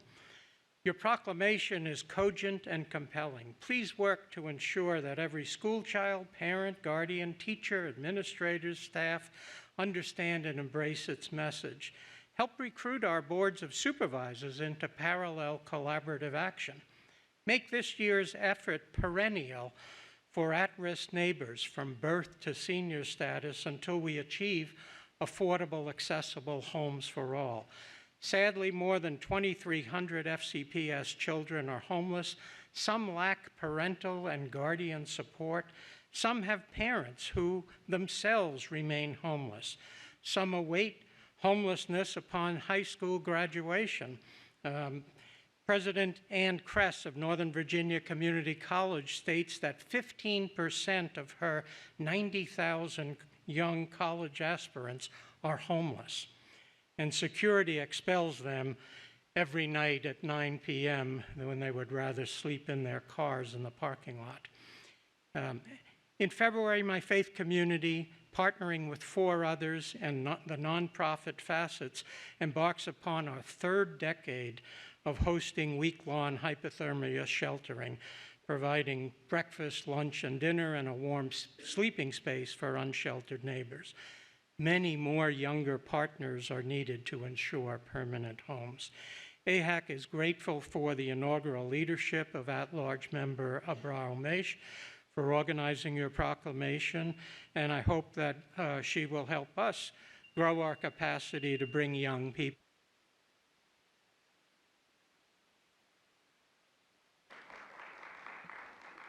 Melissa Morrison. Rose Powhatan.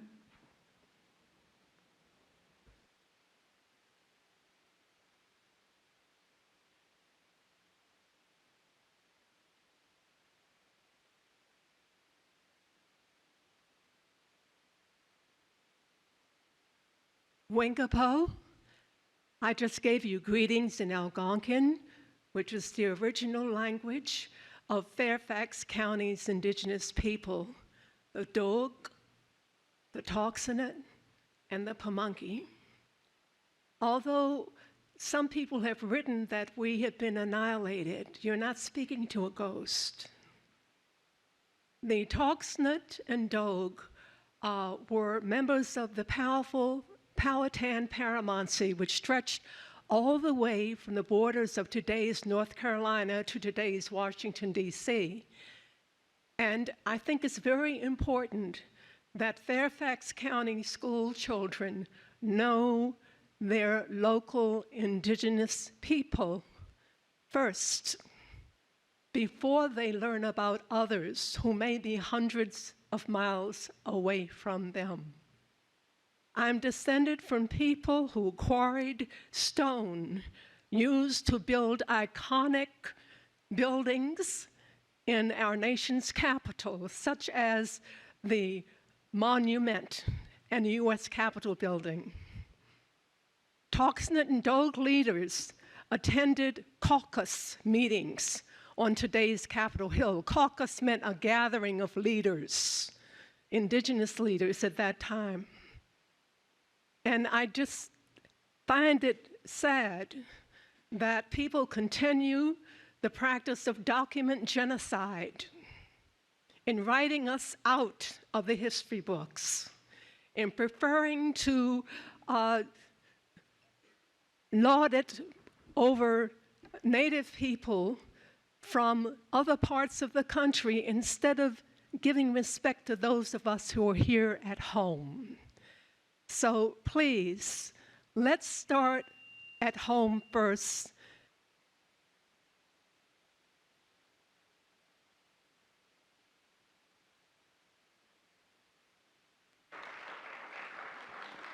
Christopher Topoleski.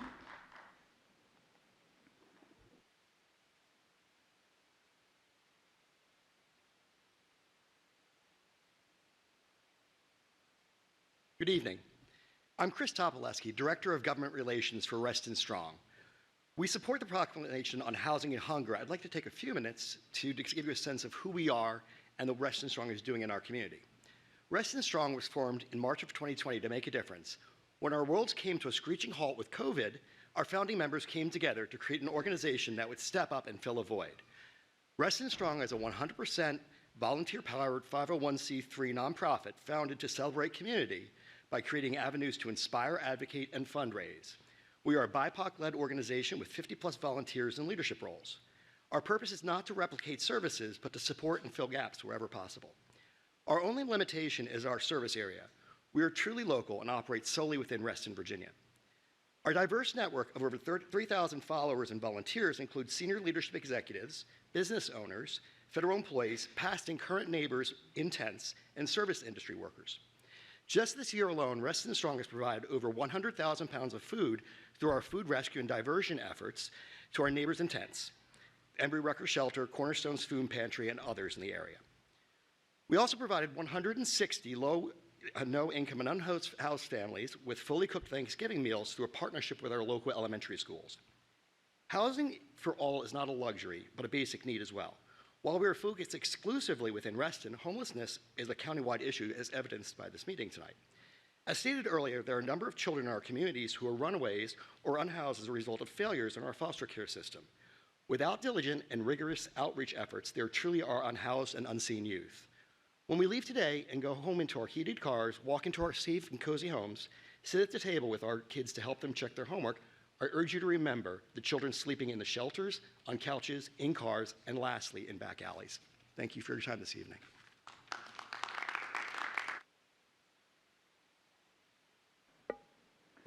John Boylan.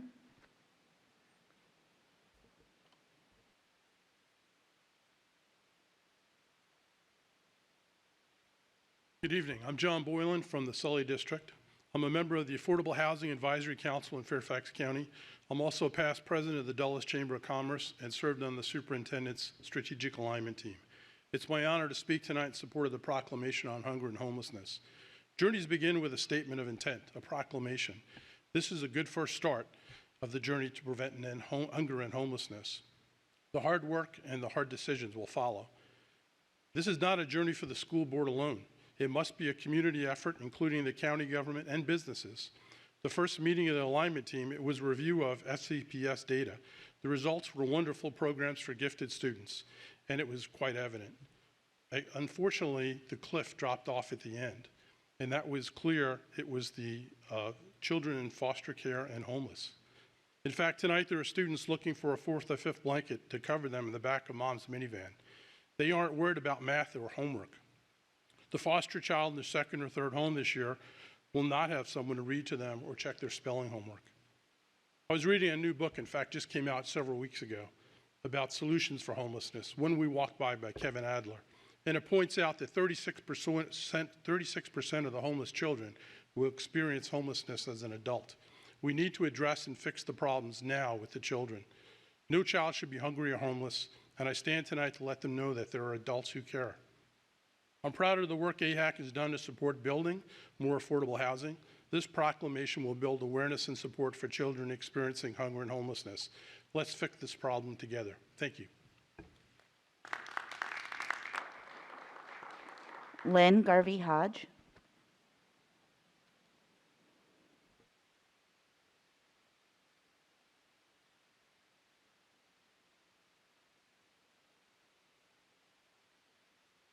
Good evening. This is one of the first times I've ever had a chance to speak to you. I am chair of the Fairfax County History Commission and was aware of the Native American Proclamation this evening, and I'm very happy to see that we're honoring, really quite frankly, all of our citizens. I want to speak in a couple of different ways. I have lived in this county for 38 years, and it has been a pleasure and an honor to serve on the commission for 23 of those years. And one of the things I believe very strongly is our theme of One Fairfax in this county. And with that theme in mind, for the last 3 years and now into year 4, our annual history conferences have included for year 1, Native Americans and African American heritage. Our second conference included our Irish, our German, our Italian, our Jewish, and our Quaker heritage. And this last year, our conference, which was just a few weeks ago, was our Muslim, Asian, and Latino heritage as citizens. We really, as a commission, try to embrace and care for all.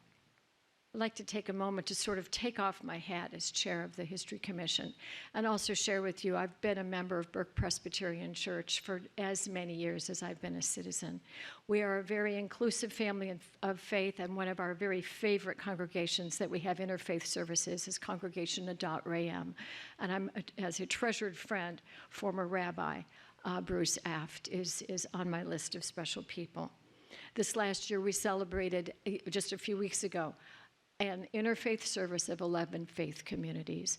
And I hope in this room that all the words that we say and the way that we look at each other and the way that we interpret each other can be taken with respect and dignity, even in the face of strong disagreement and hurt.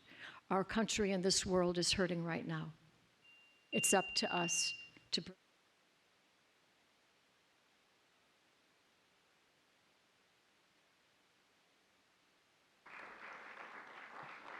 Madam Chair, that was our last public speaker.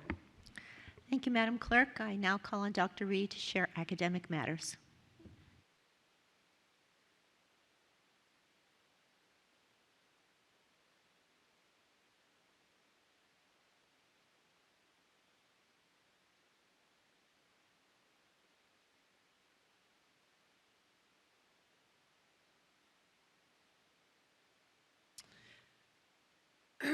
Good evening, Madam Chair. And this evening, we thought we would take a few moments and share a very high-level view of our Fairfax County Youth Survey 22-23 results. So one of the things that we thought would be very helpful is to do just a quick review about what the Youth Survey is. Thank you. We want to remind our community that it is comprehensive, it is anonymous, and it's voluntary. And students each year in grades 6, 8, 10, and 12 participate in the survey, which examines behaviors, experiences, and other factors that influence the health and well-being of our Fairfax County youth. The results, honestly, are taken into consideration as we do planning in a variety of areas as we work to foster healthy choices in our young people. The Fairfax County Youth Survey asks questions about risky behavior, mental and physical health, safety, and so forth. Students are also asked about positive aspects of their lives concerning health and safety. One of the reasons we administer this is because we know the results serve as a barometer of our effectiveness as a community in fostering healthy choices. It's important, in other words, that our community-based organizations and our county continue to look at these results, to look at trends, develop programs, look at our youth's needs and strengths, and measure countywide outcomes that result from our collective policies and practices. Most importantly, the survey, we feel, give parents, youth, and community members a sense of our challenges and of our strengths and how to build upon those strengths. In thinking about our survey during the last academic school year, there were a total of 27,814 students in grades 8, 10, and 12 who participated, which represented 64.7% of all 8th, 10th, and 12th graders. Simultaneously, a total of 11,384 students in the 6th grade participated in the survey, representing 84.9% of all 6th graders enrolled in the county. So it was a grand total of 39,168 students who actually took the survey. Want to share that we have some good news, honestly, and really at this point, coming out of our pandemic, I think it's important to think about those good news moments. Again, nearly all mental health indicators, including levels of stress, feelings of sadness or hopelessness for a prolonged period of time, and suicidal ideation as well as attempts, have actually improved from 2021. And this was across all grades, all genders, and racial ethnic groups. Nearly 1/3 of our 8th, 10th, and 12th grade students reported feeling sad or hopeless almost every day for 2 weeks or more in a row, but it is a decrease from 38% in 2021. I know it goes without saying that we're not going to stop our work till that percentage is 0, but it does appear that we're at least on the right track. So I think I would also like to add that 1 in 9 students in grades 8, 10, and 12 reported that they had considered attempting suicide in the past year, whereas 4% of the students reported attempting within the past year. These rates are not only lower than the high levels reported in 2021, but are actually the lowest reported since 2015. So I think that the real focus on our youth mental health is garnering at least data points that are moving in the right directions. Female students, non-binary students, LGBTQ students, and students from food insecure homes reported higher rates of depressive symptoms, suicidal ideation, and suicide attempts compared to their peers. So I think that the proclamations this evening around inclusive schools, food insecurities, and homelessness certainly are pieces of our students' mental health. Also want to share that there is some good news around substance use within our county. The reported rates of alcohol and substance use among FCPS youth are in fact the lowest since 2015, which would be the lowest in 8 years. And this is for all substances, including alcohol, marijuana, synthetic marijuana, cigarettes, smokeless tobacco, vaping, non-medical use of painkillers, and so forth. Also, our Fairfax County youth reported lower rates of use than those reported nationally for most substances assessed on the survey. Rates of use for FCPS students were less than half the national rates for the past month use of alcohol, marijuana, vaping, inhalant use, and so forth. So I think that there, again, is some excellent news in terms of the general decline in substance use in the county. One of the things that we've talked about a little bit this evening with the proclamations is that we can say that nearly 7% of 8th, 10th, and 12th grade students reported going hungry in the past month. due to a lack of food in the home. This percentage varied by race and ethnicity, ranging from 3% of our white students to 12% of our Hispanic students. So one of the things that our instructional services department has worked hard, and our counseling and social workers, are a strategy around 3 to Succeed. And this is that we know that children and teens with 3 or more protective factors are more likely to manage stress well, make better choices, and develop healthier habits. So these assets refer to the supports, opportunities, and relationships that our youth need across all aspects of their lives. And in particular, those relationships with other students, that feeling of inclusion, and that feeling of teamwork and collaboration with adults and other students. So this graph, I think, really highlights the importance of these protective factors on youth mental health, and you can see that the more assets that young people have, the percent with experiencing mental health concerns goes down significantly.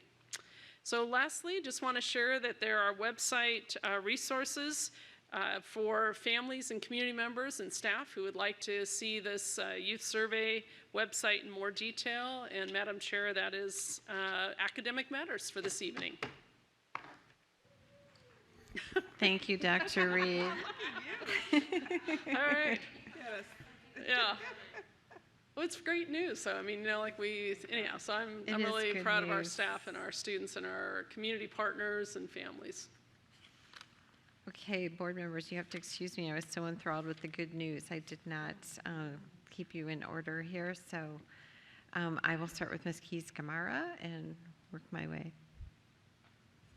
Thank you, Dr. Reed. I want to say, I guess I had a little bit of a cheat moment. I was at a seminar a few weeks ago on best practices for representing children. And there was a professional there who, much to my chagrin, announced, and for some reason Fairfax County decided a few years ago to start doing these youth surveys, and he went off. Mm-hmm. The good news is an FCPS employee psychologist followed that and provided answers to his inquiring mind. So I'm having trouble here, Ms. Bacarsi. Stop. So perhaps you'd like to cover how we got here, why this is important, particularly parents' ability to allow this to happen. Do they have any input? And we can start there and all. Thank you, Ms. Keys-Gamarra. I think the Fairfax County Healthy Youth Survey is a survey, honestly, we gave a similar survey in Seattle. I think the survey is provided in many, many counties all across this country. And it's really to assess the trends around the health and well-being of our young people so that we can really be thoughtful about what resources, programs, plans are the most beneficial so that our young people are able to attend to teaching and learning, because we know that feeling centered and mentally healthy is going to increase their ability to concentrate and focus on teaching and learning. So I think it's also had significant time where we've provided this survey. Parents are able to opt out. We do provide notice of the survey each year, and if families choose to opt their student out, that's certainly a choice families have. She also, our excellent employee, I have to say I was very, very proud of her, did also explain that we had been following some trends within our schools at the time and thought that it was important that we monitor these, the emotional well-being of our students to basically not only help their emotional well-being, but also to help them access education in a more meaningful way. Do you have any idea where the questions come from? I think I will phone a friend here for a moment. I know there's a national bank, and it's generally our health department that provides those. But Dr. Presidio, do you have more specifics unique to Fairfax County? Yeah, that's correct.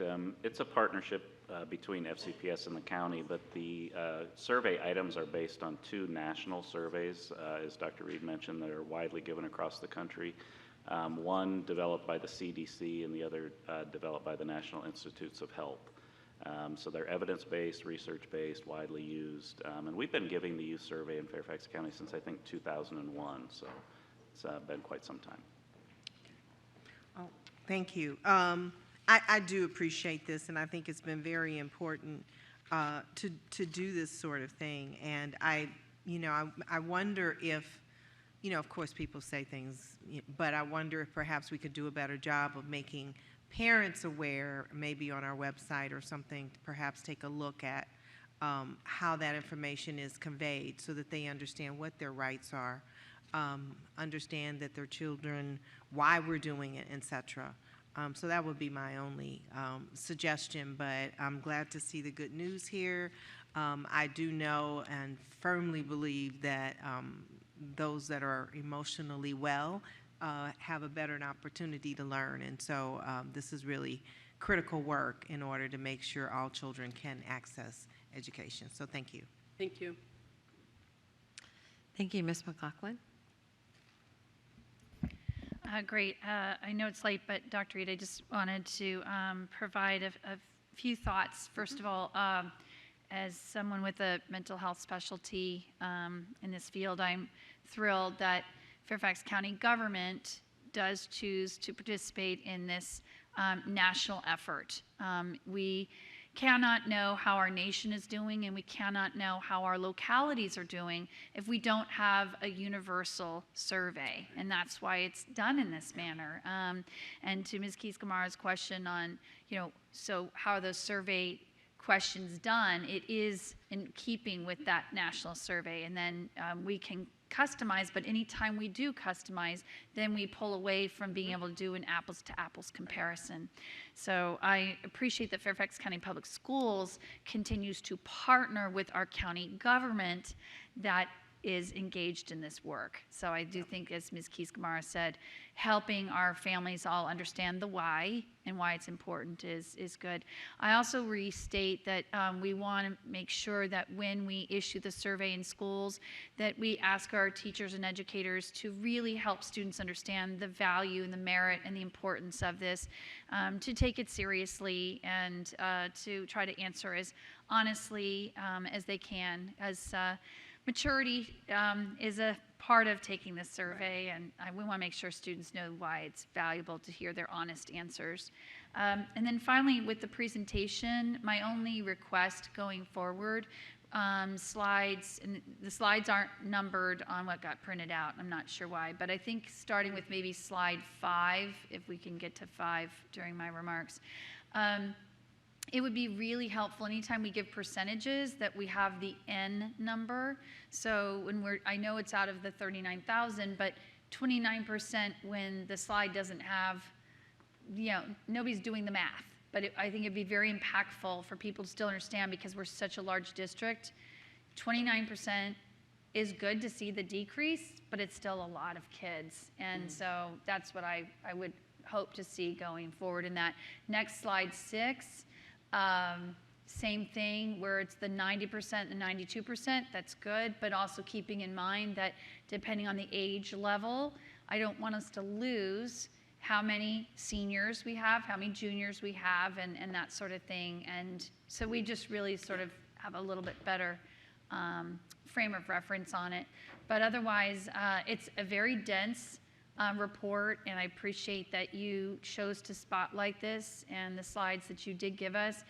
And the only other thing I'll say is it is encouraging news. I'm not sure I'll go with good news in just the sense that I think we can all agree, looking at slide 5, it's still quite concerning, but anytime we can see why this is a national conversation and how Fairfax County is doing that, helping everyone in the community understand that this isn't in isolation. We know this is a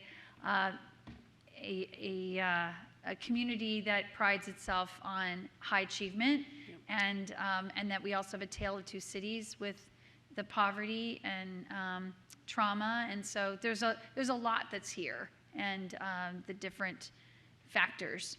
So well done, and thank you to your team. All right, thank you.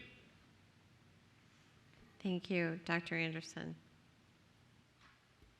Thank we you. have a I quorum think issue. Ms. Keys Gamara may have been looking at my notes. We have a quorum issue. Thank you for this. I had the. Quorum. So, Sorry.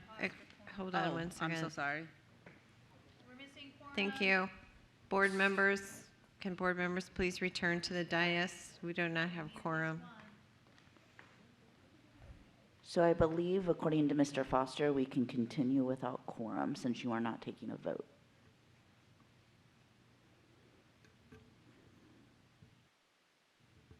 Okay, so we can continue with the discussion. That is what I was just told. Okay. Dr. Anderson. Okay, just getting back to it. I wanted to share that Ms. McLaughlin and I had the opportunity to review the entirety of this report due to our participation in SCIPT.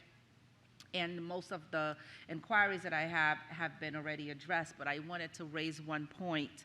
The food insecurity, as we were talking about homelessness this evening, food insecurity for our students, I wanted to raise that there is a section, and my printout doesn't have any numbers either, where food insecurity really impacts the resiliency of our students, and as we would note.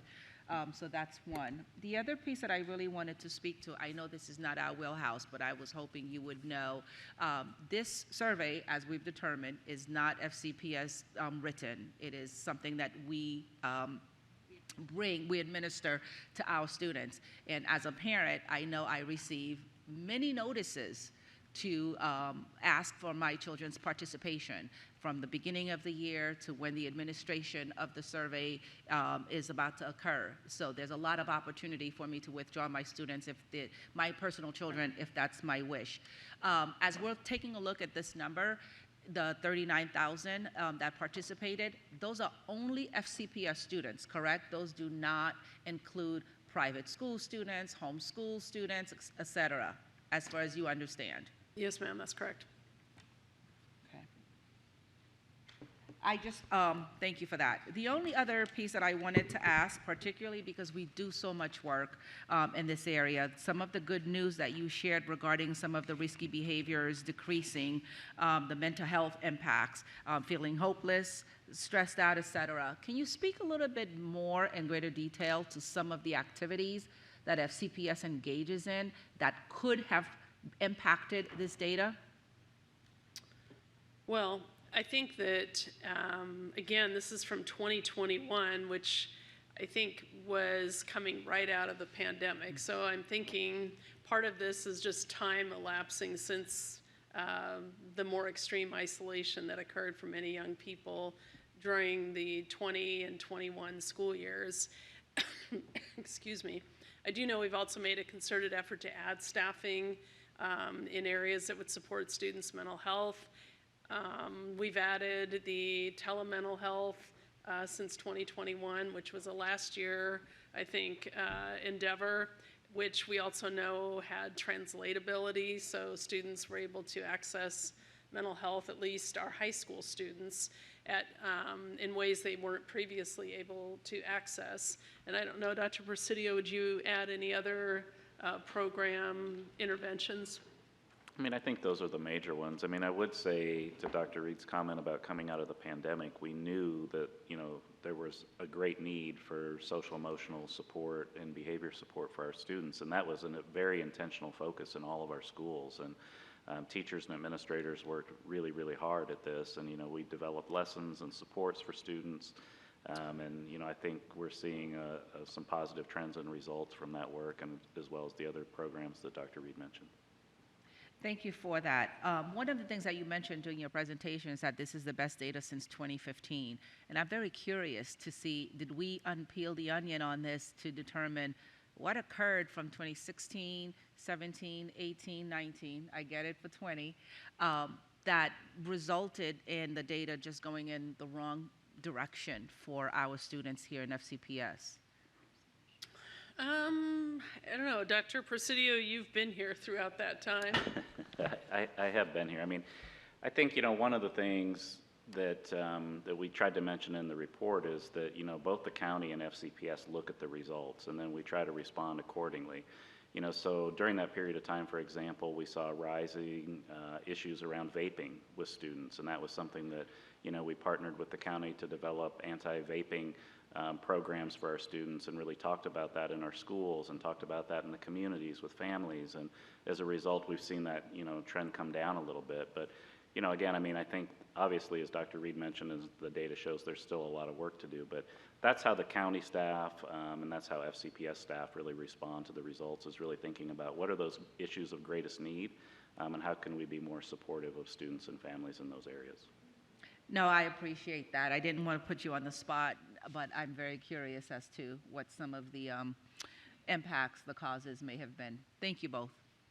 Yeah, I also think when we talk to students, just to amplify that response, we made a lot of, we made cuts, I think, in the 2007-8 realm to programs, activities, after-school clubs.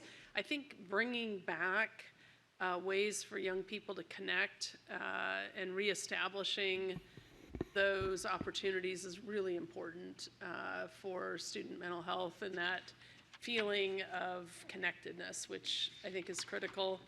I will say you also mentioned food insecurity early on in your comments, and there's more data emerging around absenteeism and food insecurity, and that students who experience food insecurity are more likely to be absent from school. And as we look at our burgeoning absentee rates in the Commonwealth, I think it's also a call to action around food insecurity topics and what we can do as a Commonwealth to provide food for our children. Thank you. Ms. Corbett-Sanders? Yes, thank you. And thank you very much, Dr. Reed, for presenting this tonight. I am one of those people that actually read the whole report as soon as it comes out every year because of the importance for all of our children. The activities around this survey really exemplify the One Fairfax model of working together to identify what the issues are and then working together to solve the issues. And so I appreciated Dr. Anderson's question about what Fairfax County Public Schools are doing, but I would say that what we're doing is actually working very closely with the county, with the CSB, with the various health providers and not-for-profits in the Northern Virginia and in Fairfax County to together solve these issues. So I want to thank everybody who's part of that team that makes that happen. I also was glad that my colleagues really focused on the national norms and the genesis of this survey, because we actually look at national norms in academic areas, but this is an area where we're actually looking at national norms for behavioral health. And I think that what would be very helpful in the future is if we could more succinctly profile that this is really about national norms and looking at where Fairfax County is positioned within them and how we are responding. We're not perfect. We're not, we have a ways to go, but putting it in context, I think, is going to be really important. And I was particularly interested in the data really changing since 2015.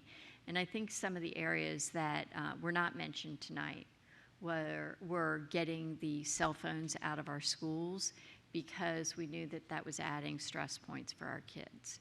We also know that we've been more intentional in teaching about social media and cybersecurity and giving our students the tools to be able to reflect and to be able to address what some of the tension and the anxiety that they're dealing with. And so I think that when we look at this, we have to look at it as there was no one silver bullet, but the combination of all these different pieces. And early on, the school system focused on the 3 to succeed. And it's kind of buried in this report now. But I do think that when we talk about One Fairfax, we need to talk about 3 to succeed. because the 3 to Succeed is having a caring adult in the classroom and in the community and at home. And so to do that, we have to have a One Fairfax approach with a very intentional message that says that all of us have a role in ensuring the success of our children. And that doesn't mean children that live in our own home, but any child who is in Fairfax County and in our schools. And so tonight's presentation of this, I think, is quite timely, because when you take it in the context of some of the proclamations we did. And so very much appreciate it. Thank you. Thank you. Thank you, Ms. Maish. Yeah, thank you. And thank you for this presentation, Dr. Reed, and spotlighting a really important issue. Happy to follow Dr. Anderson's comments, actually. I was really on a similar vein in multiple areas, no surprise there. I was going to ask, just extending the conversation on the telehealth piece, since you mentioned it, what data we've observed, if we have any of that preliminarily on, success rates or even participation rates, or where we are with that. And I know we even had the conversation about expanding to middle school, so I don't know if we've gone that far yet, but would love an update. So we have not expanded to middle schools. We're still only at high school. I don't know that we have success rate data, but we would have participation rate data. Dr. Presidio, do you have a ballpark on participation? If not, I can present that in the upcoming Friday letter. We can have that for you. I don't have it off the top of my head, the participation, but it was certainly being utilized last spring, and I know it's continued to be this fall, but we can get you that in the Friday letter this week. Okay, I appreciate that. And then building off of the other bucket of discussion was really just kind of the explanatory, like our takeaways from this, right? So I approached the data with a little bit of skepticism, not so much with what it presents as numbers, but in questioning like the reason for the decreases. I mean, for one, obviously, in a system of, nearly 180, 170, whatever, give and take, 1,000 kids. 181,571. Yeah, sorry. Monday. Yeah, 181. What you said? 181,571. All right, love that you know it to the student. It's my name and my As of need. So Monday. that is the commitment. Yeah. Absolutely. So 39 some. Doesn't capture the entirety. So I'm just curious, how many have students participated in past surveys? Do we know? Do we have that data? We probably do. I don't have that off the top of my head. Dr. Presidio, are we in the ballpark? I think the participation rate has been pretty steady over the years, but yeah, we'd have to pull up the specific participation rates if you were interested in that historical data. Yeah, I mean, I'm mindful that it's certain grades, so it's naturally going to be a subset, but I am curious about how that's changed over time. And what else explains, I mean, these are stark decreases, right? They are. And in the aftermath of COVID, I'm even more skeptical, because it's like, we all know, qualitatively at least, kids are still struggling, mental health challenges. Tripled at the time of COVID, I don't expect them to be better than it was before at this rate. So do we have any ideas or explanations as to what led us here? And it could be successes on our part, but it also must be other things, especially given how large these percentages are. It doesn't seem normal. Well, I mean, I think that we can make a lot of conjectures. I don't know that I can give you a for sure reason, but I think some of the things we've mentioned this evening, more services, more opportunities to develop those authentic connections. I think, time will tell whether we're able to sustain that level of progress, because I agree with Ms. McLaughlin, even though it's certainly moving in the right direction, it's not, we're not exactly where we want to be until, every student feels centered and able to learn. So I don't know that I could come up with a list exactly, but we can only conjecture at this point. I don't know, is there any particular event? I think we've kind of covered a number of them, so I think that's kind of where I'd leave that at this point. Yeah, I guess in thinking of next steps from a presentation like this, or even data, from the youth survey, I'm mindful it's anonymous. So one, I'm concerned about the kids reporting these things and what we're doing to support them and connect them with resources. So I don't know what our follow-up and response can look like in a way that's, meaningful and impactful for the students who are suffering. And then the second piece is regarding, sorry, one second. Oh yeah, deriving explanations, right? So this data is only as useful as what we do with it and what we come up with from it. So to me, I'm like, okay, what does this mean? And therefore, how is it informing what we do moving forward? And if we don't even know why it's what it is, then we can't, make decisions about how to move forward. So I think, and this is a general challenge, I think, with how we do data and our work in general. Maybe working with Orsi to come up with some, ideas of what this is about so we can actually take those next steps. And slide 7 is particularly poignant. I do hear it's my time, but it's timely, and I hope that we can be responsive to that too in our next steps. Thank you. And I will say that schools look at their data as a school. So where there are anomalies, I think the data is more actionable at the specific site.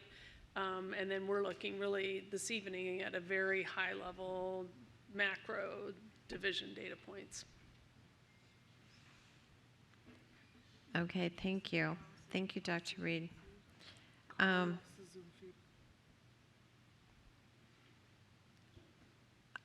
our technical folks double check? Mr. Frisch seems to have lost his Zoom feed. Okay, let's move on to our next agenda item, the strategic plan. I do want to just remind board members that we have a double agenda since we did not have a meeting on November 20th. So we still have a long way to go.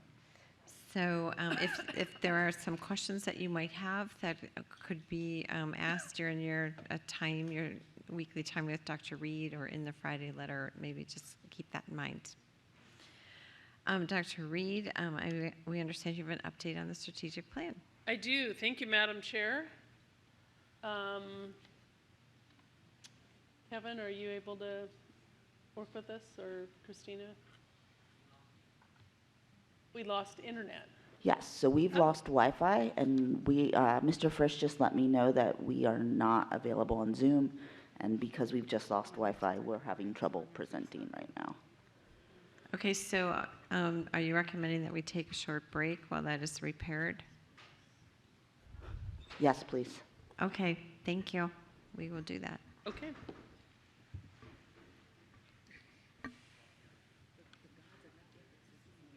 I think they're telling us it's time to go home. Good night. Somebody. What?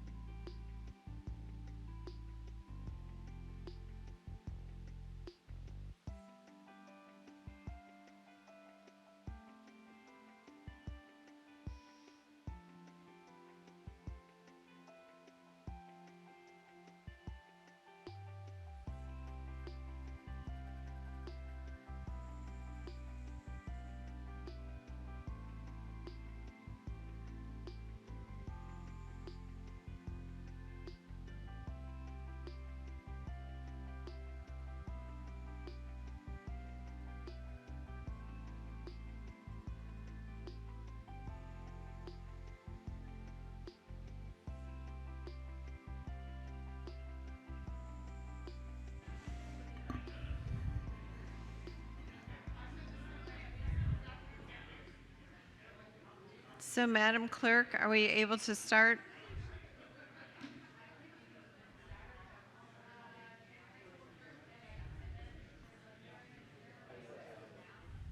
Madam Chair, my understanding is that the internet has been restored, so we can proceed. Okay, board members, please take your seats.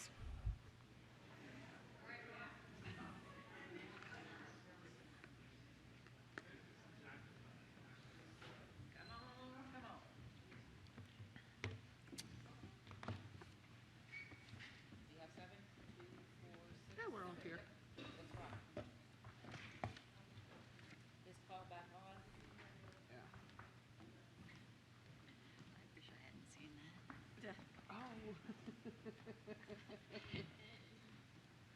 Okay, Dr. Reed. Thank you, Madam Chair. Superintendent matters. I mean, strategic plan. I'm just trying to skip a few things. That's all right. Well, thank you for the opportunity to share our update this evening. We're going to highlight or profile Goal 3, which is around academic growth and excellence. I want to remind, I'm on the Goal 3 slide. Oh, dear. Ooh, that's cool. So it's on our Goal 3, academic growth and excellence. And this evening, we're going to share some of the excellent, thank you. Some of our division-wide work that we're doing to align our school improvement and innovation plans across the division. This is a critical step because we are choosing to move together as a school system rather than a system of schools. And this evening's presentation is going to highlight the work of Drainsville Elementary School and our Department of School Improvement and Supports. And I want to recognize that our Drainsville Elementary Principal, Jamie Gadley, is here spending her birthday with us this evening. So perhaps we could wish our Principal Gadley a very happy birthday. We will spare you our singing. And because this work is so important, Principal Gadley, and profiling the work done at Drainsville Elementary, I'm thrilled to be able to highlight that work this evening. I want to remind the board and the community that for this current academic year, each of our school plans are focused on Goal 3 measures from the strategic plan, and those are highlighted on the screen for you. And then we're looking at ways that we're going to be sharing our report on that, as I will later this evening. So a reminder that the work to ensure this division-wide alignment actually began last spring, and we know that prior planning prevents poor performance, so we definitely want to begin each spring for the coming year. Our series of summer workshops, we had 199 schools and 950 participants working on school plans, school and innovation plans. This is exciting work that we were also able to create a data tool so that all schools could analyze the same data points. During the summer workshops, schools went through a consistent needs assessment process where they analyzed their data, chose areas for improvement, determined contributing factors, set measurable outcomes, and then selected from a set of high leverage strategies that were consistent across the division and crafted action plans to achieve those outcomes. So the following video shows the impact of this work that's been taking place during the last several months, and again features the work of Drainsville Elementary School. Madam Clerk, if you would please play the video.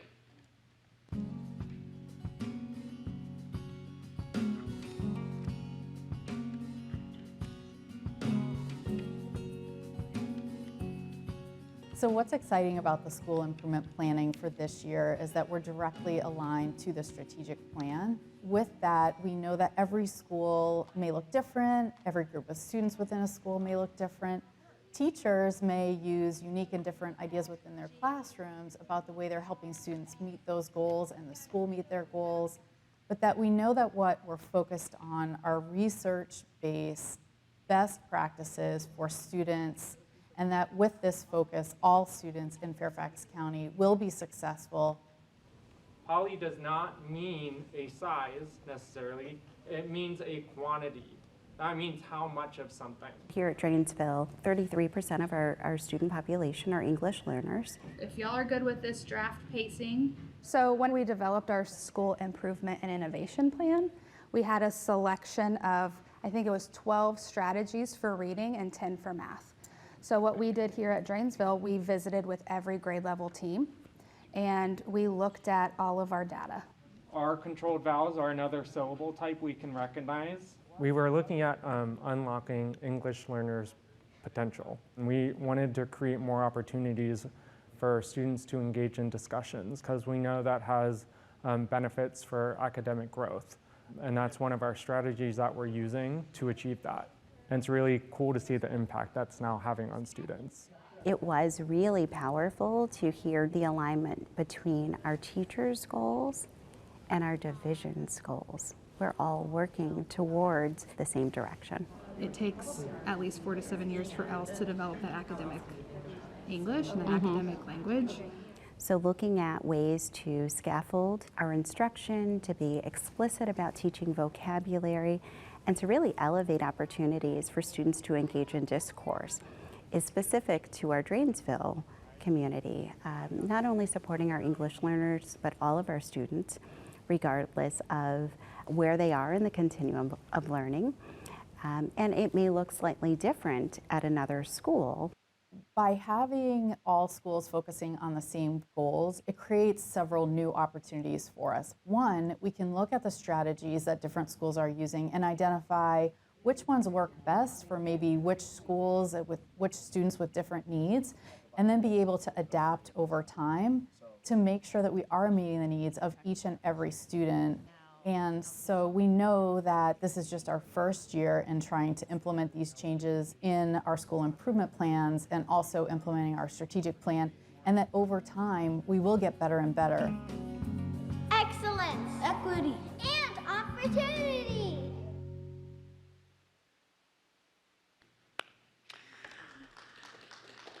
So thank you again to Principal Gadley, her team of educators, our students and families that support our young learners at Drainsville Elementary. I do want to remind our board and community that this school improvement work is an ongoing process throughout the year.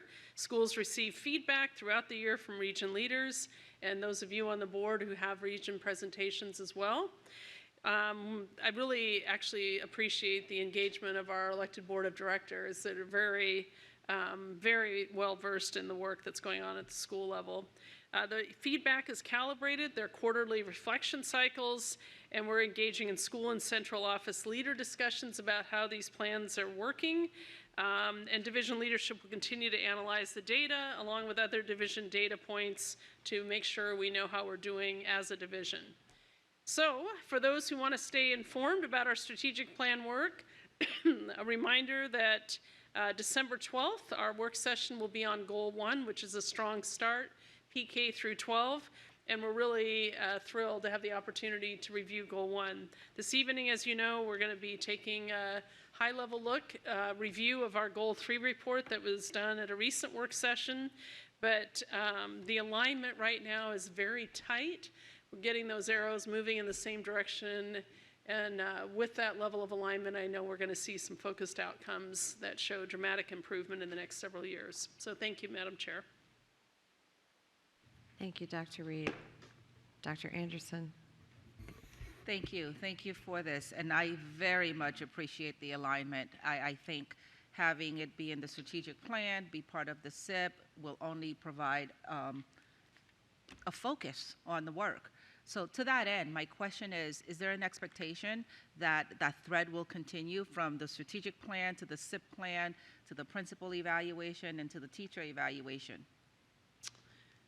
So I think that it's very clear that it will go from superintendent evaluation to the evaluation of the strategic plan, which is the school plan. I do not believe we've had conversations around connecting evaluations for principals and teachers necessarily to the strategic plan outcomes, but I do know that as teacher teams and principals at each school select their high leverage strategies to attack their contextual data points that they're going to work on, that the alignment is an expectation, that the alignment from the classroom up to the boardroom is going to stay tight. Okay. And another thing that I wanted to raise was I'm very excited that next week I'll have the opportunity to dive into my data conversation with my 2 regions. And I know the SIP plans were just completed probably early November, and it was reviewed. I know there's a lot of opportunity, a lot of work from the region office. To that end, it seems as if we have lost quite a bit of the first quarter and part of the second quarter in order to actually begin to work on those items. And I'm sure there's some peripheral work that is going on, but in terms of using all of the data that you've compiled with all the dashboards, I wonder if you are thinking about maybe changing the timeline. If all the data is available by the end of July, would there be any possibility for SIP plans to be concluded by the end of July or early August so that we have more time to work on them? I think that for sure the timeline will be moved back. I don't want to get out ahead of the team making the plans, but I am more familiar with the system that sets those goals in the spring, because that's how we then choose professional development options for summer, so we come back ready to go. As you know, we didn't have our strategic plan approved until the end of June, so I think everything's sort of backed up to that. But this year, there's no question, coming around the corner to the coming year, those will be in place much sooner. Because you're right. I mean, it feels a little bit like we keep planning to plan, even though there is significant work occurring right now because of the summer conversations I highlighted on the slides. Our schools really spent quite a bit of time this past summer. But you're right, the final evaluation and review of SIP plans was last month. Right, and I think there's some opportunity, Absolutely, as you like yes, to ma'am. say, to do that a little bit better. And the other very minor thing that I would want to present, as I have the opportunity to review some of the SIP plan goals, there seems to be some inconsistency in terms of how they're presented.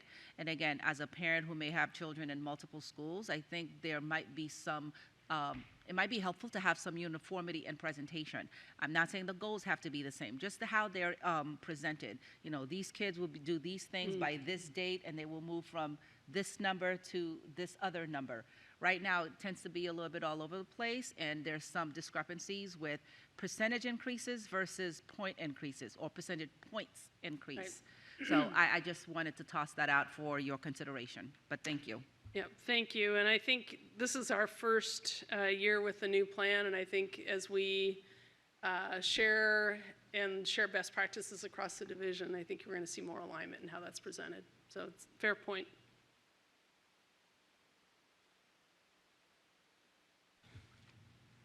Ms. Corbett-Sanders.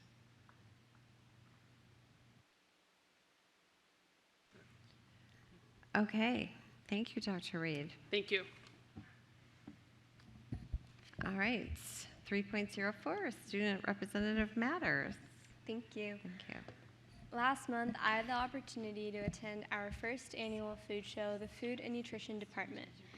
They brought together over 30 vendors and 200 students from 24 different schools, giving them the chance to taste test breakfast and lunch recipes. The response was overwhelming, with more than 2,500 responses on the feedback form, and this valuable data will be crucial for the department in deciding what food services to offer in school lunches and breakfasts come spring 2024. It was fantastic to see the support from Ms. Marin, Dr. Anderson, Dr. Reed, Dr. Ponce, and Ms. Tolan at the event. Students have been advocating for more nutritious and fulfilling food meals, so I know I can speak on behalf of many students when I say this is promising and exciting. I'd like to link this experience with the recent Virginia School Board Association conference I attended. There, I connected with student representatives, superintendents, board members, and various vendors across Virginia contributing to our public education system. What truly caught my attention were organizations focused on school infrastructure.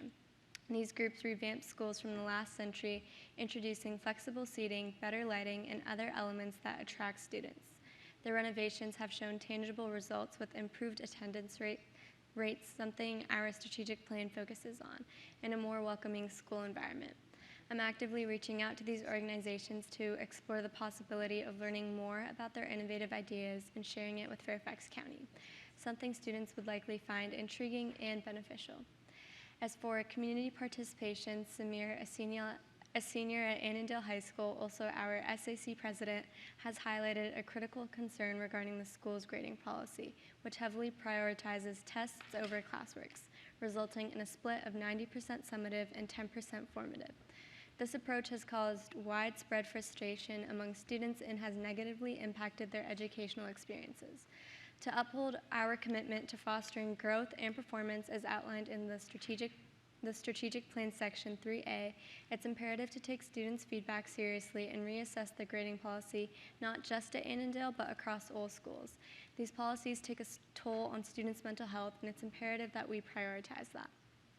This issue isn't just confined to Annandale High School alone.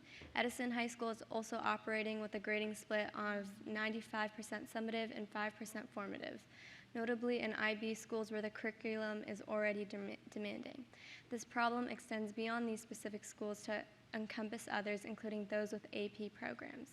But with good news looking forward, I'm eager to collaborate with Dr. Presidio, students, and the grading committee from Instructional Services. Our commitment is to eliminate any inequitable grading practices and develop strategies to ensure fairness and equity in grading across all our schools.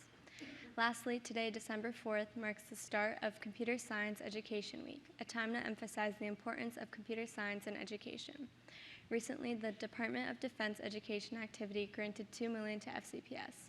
This funding aims to introduce STEAM and computer science to 13 FCPS schools in regions 3 and 4 over the next 5 years. Additionally, it will expand work-based learning, integrating mathematics, and advancing STEAM and computer science education.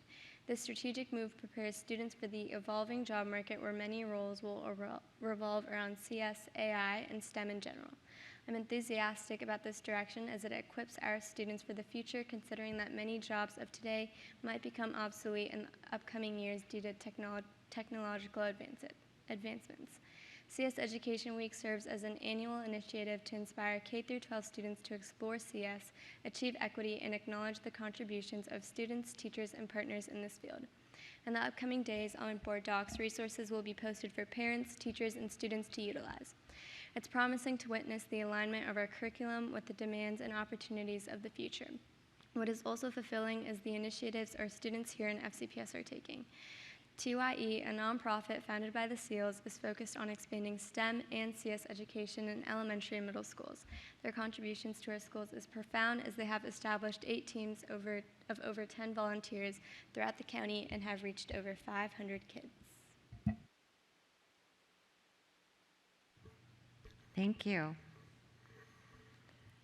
Dr. Reed, 3.05, Superintendent Matters. Thank you, Madam Chair. I'm going to defer this evening due to the length of the meeting. Thank you. Thank you. Appreciate that. Okay, so we are on to agenda item 3.06, the Strategic Plan Goal 3 Report Presentation.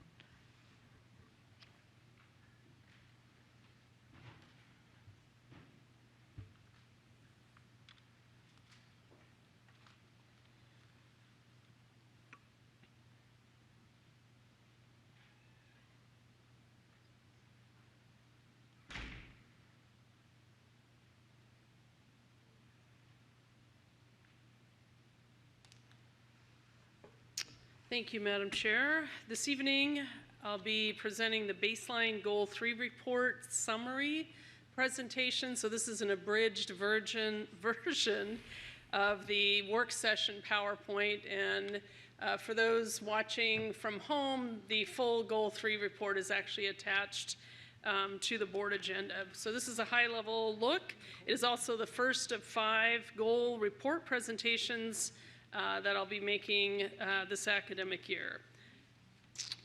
So just a reminder that we have 5 goals and 4 pillars. This evening, Goal 3 is the report, which is academic growth and excellence, which I've previously shared is what each of our school improvement and innovation plans have been responsive to. Again, our strategic plan year 1 priorities. We've selected those measures. We know that we can't address every measure every year, but we can develop, implement, and monitor in gradations. So the 3 we're going to look at this evening at a high level are reading by 3rd grade, Algebra 1 by 8th grade, and advanced coursework in high school. These are then the year 1 priorities.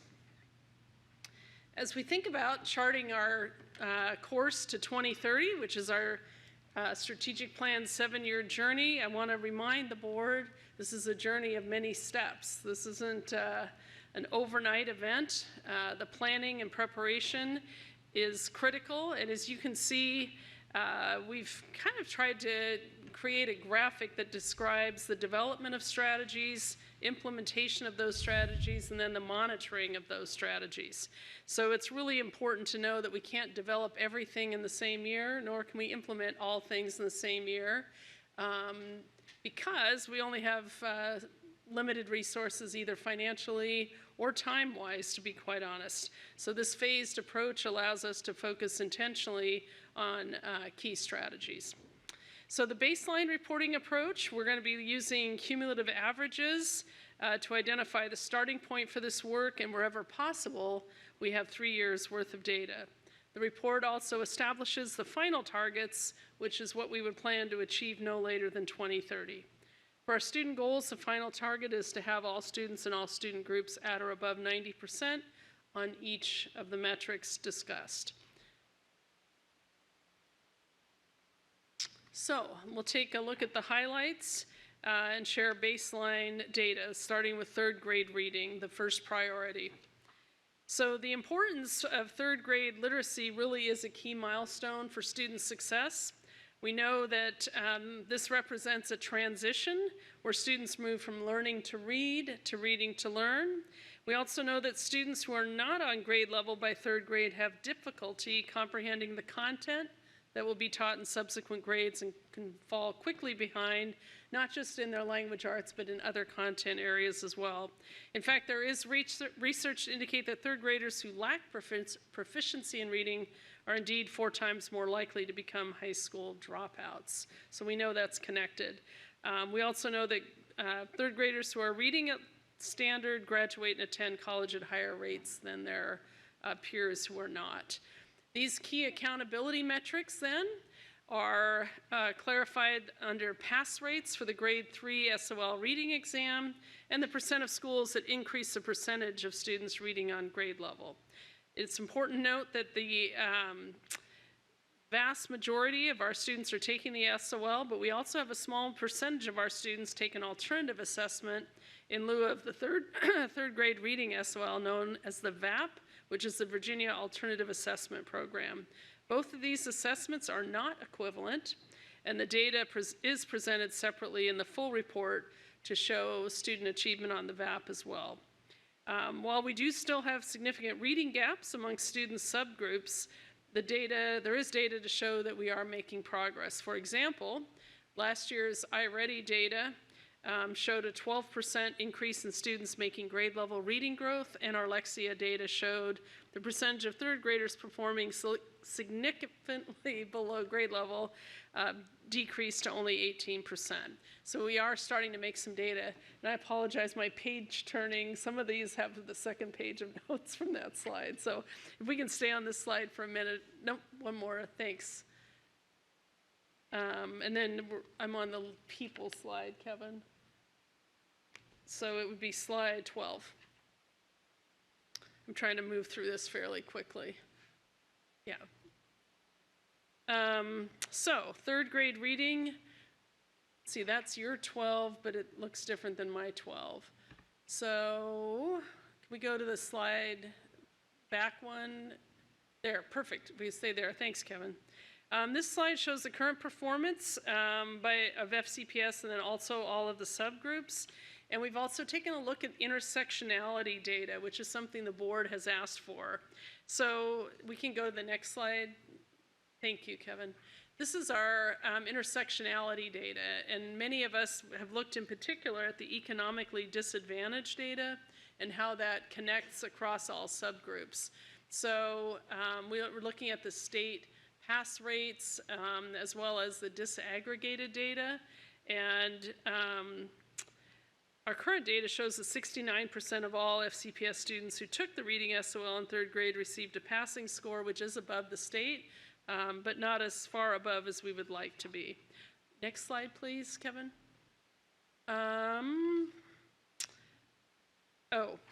As a board, you have some data that is available to you that isn't necessarily on the slide deck that, again, shows the intersectionality.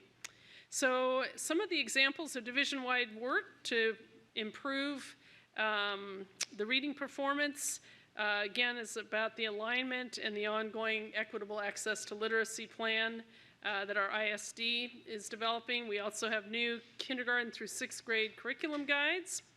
And the phonics scores with a lot of the new training we've been able to provide have risen 14% with even greater gains for student subgroups. We also want to make sure that our community knows that we have not adopted a core basal resource for elementary language arts in over 20 years.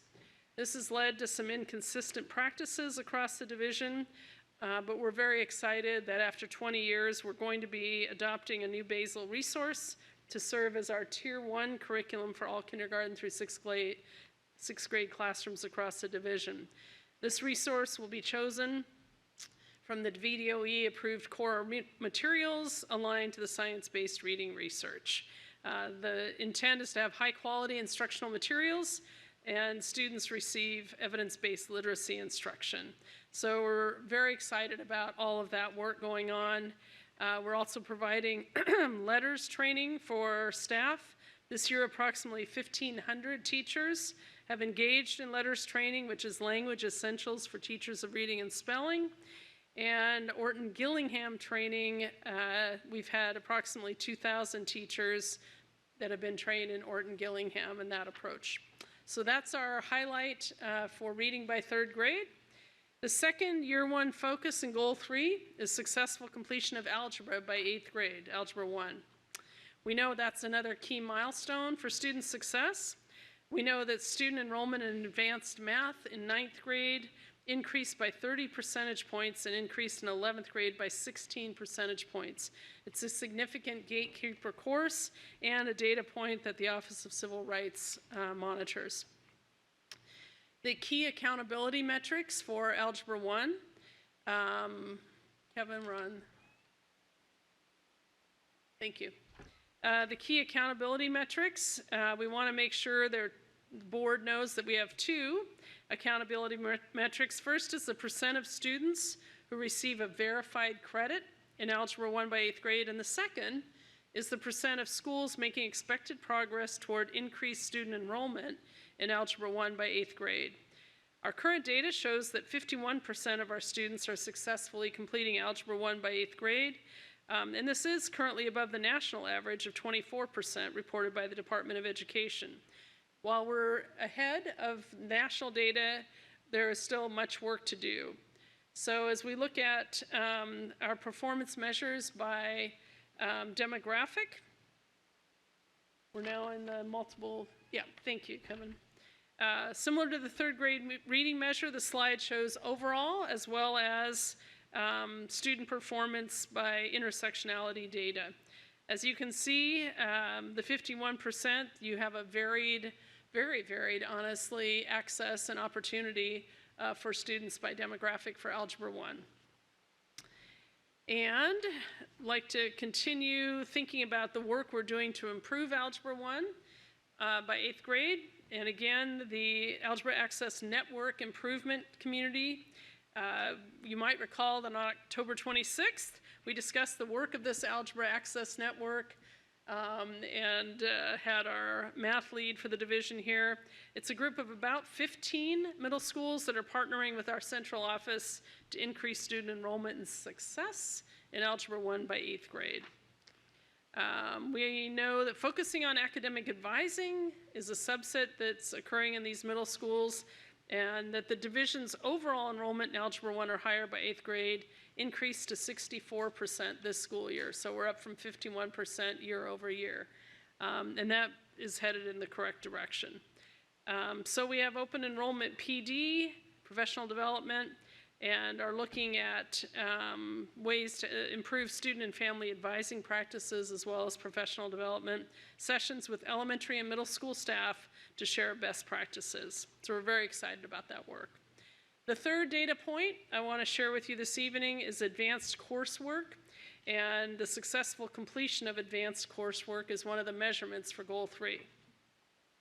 We know this is important from national research that students who have experience with college level or advanced coursework while in high school are more likely to roll in, persist, and complete college and be better prepared for technical reading, writing, and mathematics skills if they're moving right into the job market. The top 3 factors in college admissions, as research will share, are the grades in college prep courses, total high school GPA, and the strength of their high school curriculum. The quality of the task and the robust rigor in a course is critical for future success. Research also points to numerous additional benefits of taking advanced coursework, which often is improving self-esteem, higher engagement, fewer absences and suspensions, and post-secondary cost savings. So let's also take a look at advanced or CTE coursework in high school, which is the next slide. Thank you, Kevin.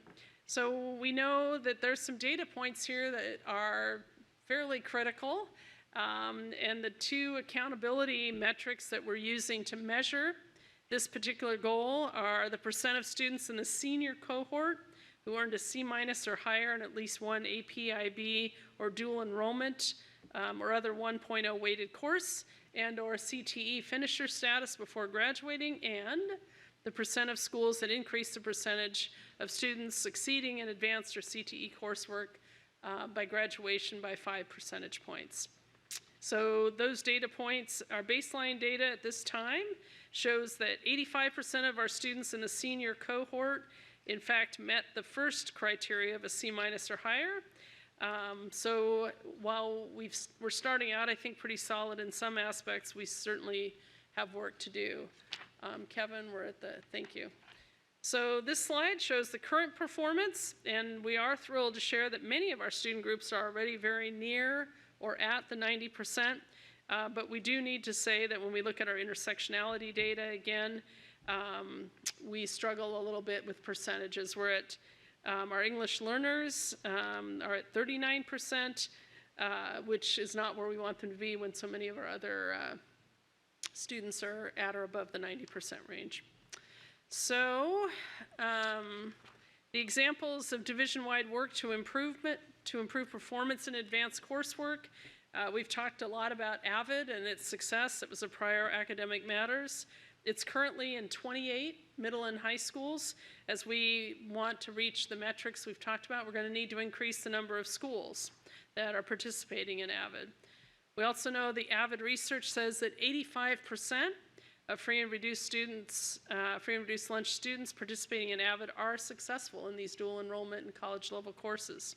Expanding AVID into all of our Title I schools will support more students enrolling and being successful in these courses. And I'm really pleased with Dr. Presidio's team. We've added quite a number of schools to our AVID plan this year with our Title I dollars. So a lot of excitement about that. We also know that our middle and high schools implement advisory or learning seminar, many of them, actually all of them, as part of their school schedules, which allows a focus on academic and career planning, and we're going to be utilizing that time and model to make sure that we have a focus on this topic. Finally, we have a focus on elementary access to STEAM and computer science, which continues to expand. In fact, I saw a survey that went out today in the Actiongram, surveying STEAM and computer science at elementary. So, our conclusions. At this point, I want to make sure we conclude with some important resources for our community and the implications for the work moving forward. First of all, tonight's presentation provides just a high-level snapshot of the conversation we had at the work session earlier this fall, and the full report with additional details is available in board docs. Within tonight's presentation, we've also provided links to the full Goal 3 report. So, one of the things that's important to remember is Fairfax County has a long tradition of success, and we want to build on that. And while we do, like many divisions across the country, have patterns of inequities that exists even as students begin kindergarten, and I would argue as they do or do not participate in pre-K, which I think the board and the county recognize as critical. We do have work to do to make sure that we don't have barriers for some children to achieve the results that we are hoping for each and every student. This work will continue to take place over several years and will require us to do much of the work in an aligned, strategic, and focused fashion. Finally, as a division, we have to continue to assess our resources and direct them towards the most effective strategies for meeting our goals. And while tonight's presentation is a starting point and not a complete and comprehensive plan, I do look forward to continuing to provide updates to the board and the community on this work. And I want to thank the board and community who supported the development of the plan and set our North Star that will support each and every student receiving that mountaintop experience. So that is the overview this evening, relatively quickly. Thank you, Dr. Reed, for that report. I do want to remind the public that we did have a work session on this a couple of weeks ago, and so that would be another opportunity to get even more in-depth information would be to watch that work session. So I do have a couple of board members with comments or questions, so we'll move forward with that. Ms. McLaughlin. Hi, Dr. Reed. Just briefly, I know you referenced the intersectional data, but the chart that was up there above didn't show the intersectional data. It just still intersectional data. It just showed still the subgroups. So, is that something staff is going to provide the board, the intersectional data? Yes, I believed that we did, but it's hidden in the presentation. So, is it somewhere in board docs where they can?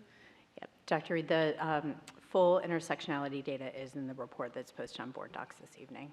Okay, it is posted this evening. It's just not highlighted,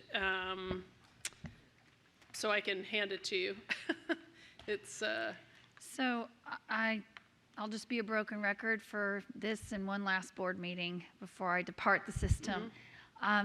Every time we show our data in singular subgroups, we do a disservice, particularly to our communities of color, because that population is particularly disproportionately grappling with poverty. And so when we disaggregate the data or show the intersectionality between our communities of color and those who are also struggling with poverty versus those who are not in our communities of color, we will see very different performance rates. And it's so important to, number one, I think be reflective of our students of color who are achieving extremely well in this school division. We should be celebrating that and inspiring all students about that. And for our students who might be grappling with poverty but want to see themselves, they will see that as we do better in our partnership with families and our county government and services, where it takes a village to raise a child,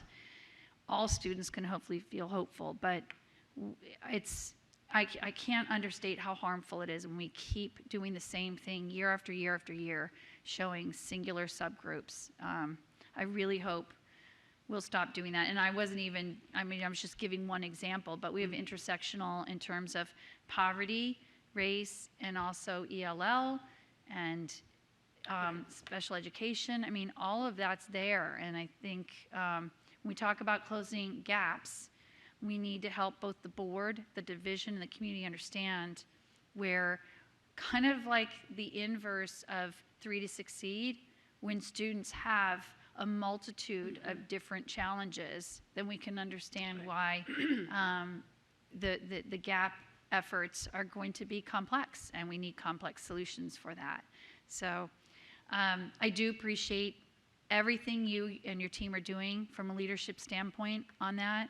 And I know how committed you are to this incredibly important work. So not to take away from the substance, and truly appreciate everything you're continuing to do using these key metrics, which I also believe passionately the research has shown. We focus in these areas and we will move the needle. So that was my glow and my grow. Okay. Thank you. And the economically disadvantaged table is it's table 43 on page 90 of the report for those following along at home on the larger report. Thank you. Ms. Sizemore-Heiser? Hi, just one quick question. When you talked about advanced coursework, you mentioned advanced coursework and CTE. I just wanted to confirm that advanced coursework includes advanced arts. Like, is it academic coursework? Or Absolutely. I just wanted, yeah. Yes. That was my only question. Just Fine quick. and performing arts.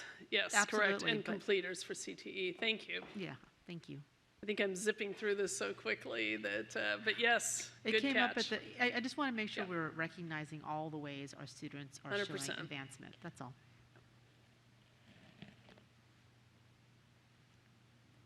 Thank you. Ms. Amish? Thank you, and thank you for the presentation, Dr. Reed. I just wanted to ask, since we did have a robust work session around a lot of this, what, if anything was adjusted, or if there were, takeaways. I know we had 17 next steps from that work session. Yeah. Well, I don't know that they got 7 board members. Like, I'm not sure that that's gotten back to me on that. I think there were a couple items that had, there were 2 items, I think, in specific that did, and I'm going to defer to Interim Assistant Superintendent Marcy Neal. Do you want to respond to those adjustments? No, that's right. There were 2 that got 7. Right. But anyways, yeah, if you can go ahead. Sure. So, Ms. Amish, there were 2 next steps that the board office sent to us. The first one was separating out the VAP data and the SOL data, which is in the updated report. And the second one was directing us to look at different ways as we're comparing schools moving forward in this work, to look at different sort of intersections of how schools are performing on these different measures. So looking at our Title I schools, for example, or schools with different populations, different types of service programs, to see how schools are performing against one another with these different metrics. Yeah, I mean, I guess maybe that leads to a broader question to me of, obviously every one of us at the work session shared what it would take, if you will, for us to feel like we can get behind this. And yeah, there's definitely the next steps process, which some of us disagree with, but whatever, ends up with only the majority items come to you. But I think some of us lent voice to other pieces. I know, for one, there was conversation around AVID and how to leverage potentially, what are the next steps from here? Like, what are we doing differently with this data in mind? And then I, for one, mentioned individualized learning plans, considering that, what would the costing be around something like that? Not to mention, of course, the intersectional data, even things like, for English learners, we know that the data is particularly bad. But then the question is, well, they're being tested in a language that's not their language. So, right. Or in a language they're still learning. So how are we assessing them? Why are we not developing an internal way of measuring their success that's there, but is masked by state requirements to test them in English? And on and on and on of things that came up. But I mean, I guess I'm a bit of at a loss here, where I'm like, okay, we had a robust conversation at the work session. I'm asking what has changed, I guess, or what has been responsive to that to bring us to a place where we can come around consensus here today. So the 2 items that received the next steps vote process that we were notified from the board office, we addressed. And that's my understanding of the process. Okay, so then what are the next steps from here in terms of what you envision to be the action items? I know that was something I was asking about too. Individualized learning plans was a possibility in my mind, but these gaps have existed, they continue to exist, they will continue to exist if we continue doing the same thing, so. Correct. Well, I think each school has picked high leverage strategies unique to their context. As you saw in the video earlier from Drainsville Elementary, the data, every school has to focus on goal 3, and each school in elementary has to focus on the reading by 3rd grade. But each school, contextually, we have 141 elementary schools that each have different student groups that are performing in different ways. So they're choosing from high leverage strategies that may look different school to school, region to region across the division. So there are action plans that have developed, but as a global macro goal 3 report, we were responsive to the 2 items that had a majority of votes by the board to adjust, and that's what we did. So all the other dialogue, I think, is part of a context that this works within, but there was not enough consensus to force a change in direction because we didn't have the 7 votes on anything other than those 2 items. So then I guess where does the discussion from the work session go? Because next steps are one piece, right? Where that's an actionable follow-up, but obviously there's board discussion. Right. Well, I think it's part of the broader discussion. It's part of the discussion that begins to complement what happens at the senior leadership table, what happens at your meetings with your regional or magisterial regional assistant superintendents. So there are a lot of conversations as we continue to monitor the strategies that schools have embarked on. It's really early. It's early December to think about impact of what schools have already, committed to begin working on. In terms of the AVID, I think we shared at the work session that we are increasing the number of schools, in particular Title I schools, that will have access to AVID. In terms of developing tests in other languages, I don't know that work is work we've started yet. And again, that would require an allocation of time and resources to do that. I would want a little more conversation with the board in terms of the commitment of that type of resource when we didn't necessarily see that as part of the next step piece. Yeah, I guess costing is a starting point for that to even have a sense. But I'm getting the feeling here that this is actually somewhat of a dysfunctional process. I think the stated intention originally with how we were going to do some of this was that the superintendent would be aware of and responsive to all the board concern unless she saw something to be, in contradiction. And then she would be accountable for what the majority came around. But I think, Ms. Keys-Gamarra and Dr. Anderson early on were the ones especially pointing out this frustration that then what is this, tyranny of the majority? Or does it end up being like if someone raises something and some people don't do their homework and put in their votes for the next steps or whatever it is, that it's not something to be responded to? Because I certainly feel as a board member, a blocker where I articulated, I don't know that I can get behind this unless there's more clarity around certain things. They're not here. And so it's the same presentation to me, right? Like what has changed? Nothing. And why did I spend hours at the work session informing that work, right? And I'm not calling you out as much as I am naming the problem here. That seems to be a little bit of an insult to my intelligence, at least. But so I don't know that I can support this when I already said that I wouldn't without certain changes. But I am grateful that, and I recognize that you have to be responsive to those pieces from the majority. But maybe the clerk's office, I think in the future it would be useful to share what did achieve the 7 perhaps, and the rest of what was asked for, so that Dr. Reed can have that for consideration, whether she chooses to move forward with it or not. It could trigger ideas for you. Well, I think the board office sent it, didn't they, Marcy, or did they just send the 2? I think the board office sent everything to our office. That's not, but my understanding was I'm only going to be responsive to those things that received 7 votes or more. It was my understanding of the next steps process. Okay. I think as a board we might want to be more clear since that was what was promised, I think, to the dissenters of this process. But anyway, I appreciate that. You bet. Ms. Corbett-Sanders. Thank you. I had not intended to speak to this, but I wanted to address the question that just came up. Prior boards actually did the next step process at the day of the work session. And so there was a discussion. People, while they were at the table, put in their next steps and people were able to vote. I would urge that this next board coming on in their retreat process revisits that approach, because the current process, as Ms. Umesh mentioned, people go in early or they go in late, but they don't necessarily go in multiple times to find out if there have been new items added. And so that's how things get left behind. Secondly, you mentioned the issue of being able to give tests in multiple languages, or in, especially in the math area. That is, we're going to hear from Mr. Malloy soon, and it's my understanding that in reading the legislative plan that we've included that as a priority in our legislative plan. So I do think that issue was addressed, even though it did not get 9 votes in the,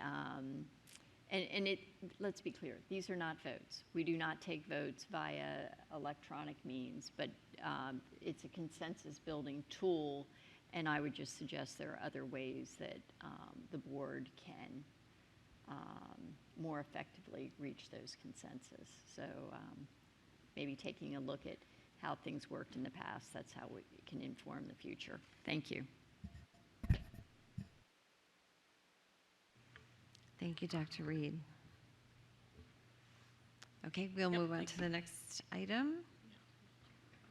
3.07, fiscal year 2024 mid-year budget presentations.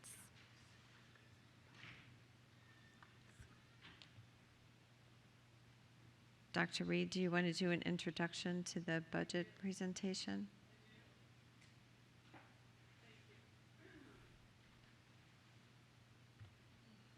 So thank you, Madam Chair.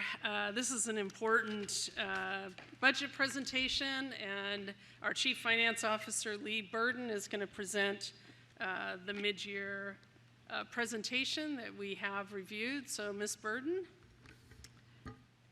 Good evening, Chairman Tolan, school board members, and Dr. Reed. The mid-year review offers an opportunity to revise the fiscal 24 budget based on revenue that's been received or expenditures that ended up slightly different than expected since the year-end budget review that was approved in late August. On page 1, for the school operating fund, there are a couple of changes. The beginning balance change is due to increased actual receipts for sales tax that were identified after fiscal 23 year-end in August. The remaining change are grant adjustments. It's increased IDEA funds. The IDEA grant supports the school operating fund. So the total revenue changes are $6.1 million. Also on page 1, section 2 are the recommended expenditure changes which align with the revenue changes. Revenue is going up $6.1 million, and recommended expenditures are also at $6.1 million, leaving no additional funds available. The grant expenditure changes on the expenditure side align with the revenue changes of $1.1 million.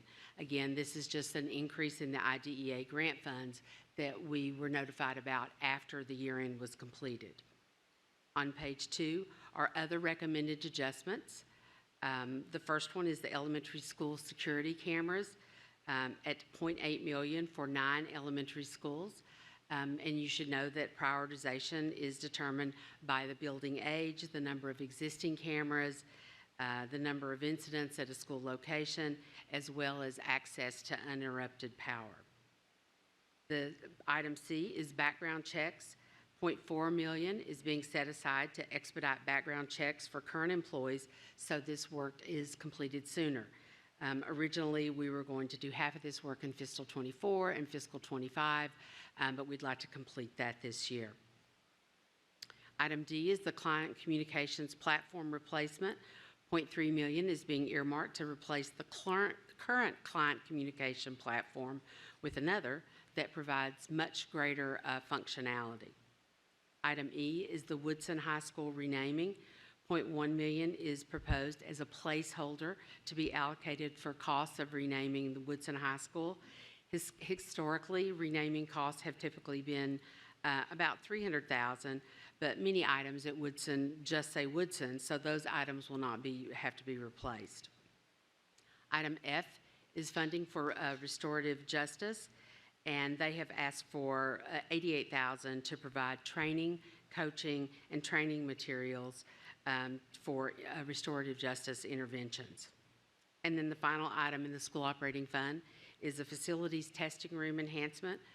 $0.1 million is recommended for testing room enhancements at 4 schools, Chantilly, South County, TJ, and West Potomac, because they need power source upgrades to their testing rooms to successfully administer AP digital testing this spring. So that the expenditure adjustments total $3 million, including the grants. And the last item on page 3 recommends that the remaining funds of $3.1 million be allocated to the fiscal 25 beginning balance so that it is level with the fiscal 24 beginning balance, also at $28.1 million. The remaining pages detail changes to the other funds and other supplemental information. The other funds are not typically reviewed at mid-year because they all represent multi-year programs whose funds flow from year to year with fund balances, stabilization reserves as required. The changes to these funds also reflect audit adjustments to reconcile estimated accruals to actuals and recognize new funding. Some examples, of course, are grant increases, allocation of bond funds, acknowledging investment revenue, those kinds of items. Year-end fund statements for each fund are displayed in the appendix. They're the financial statements that reflect revenue, expenditures, transfers in, transfers out, changes in fund balance for each of the 9 school board funds that I've basically just gone over with you as far as the school operating goes. Also in the appendix on page 17 is a grants development summary, which provides an update on current year or FY24 grants, as well as a final update for fiscal 23. Action for the mid-year is scheduled for the regular school board meeting on December 14th. That's it.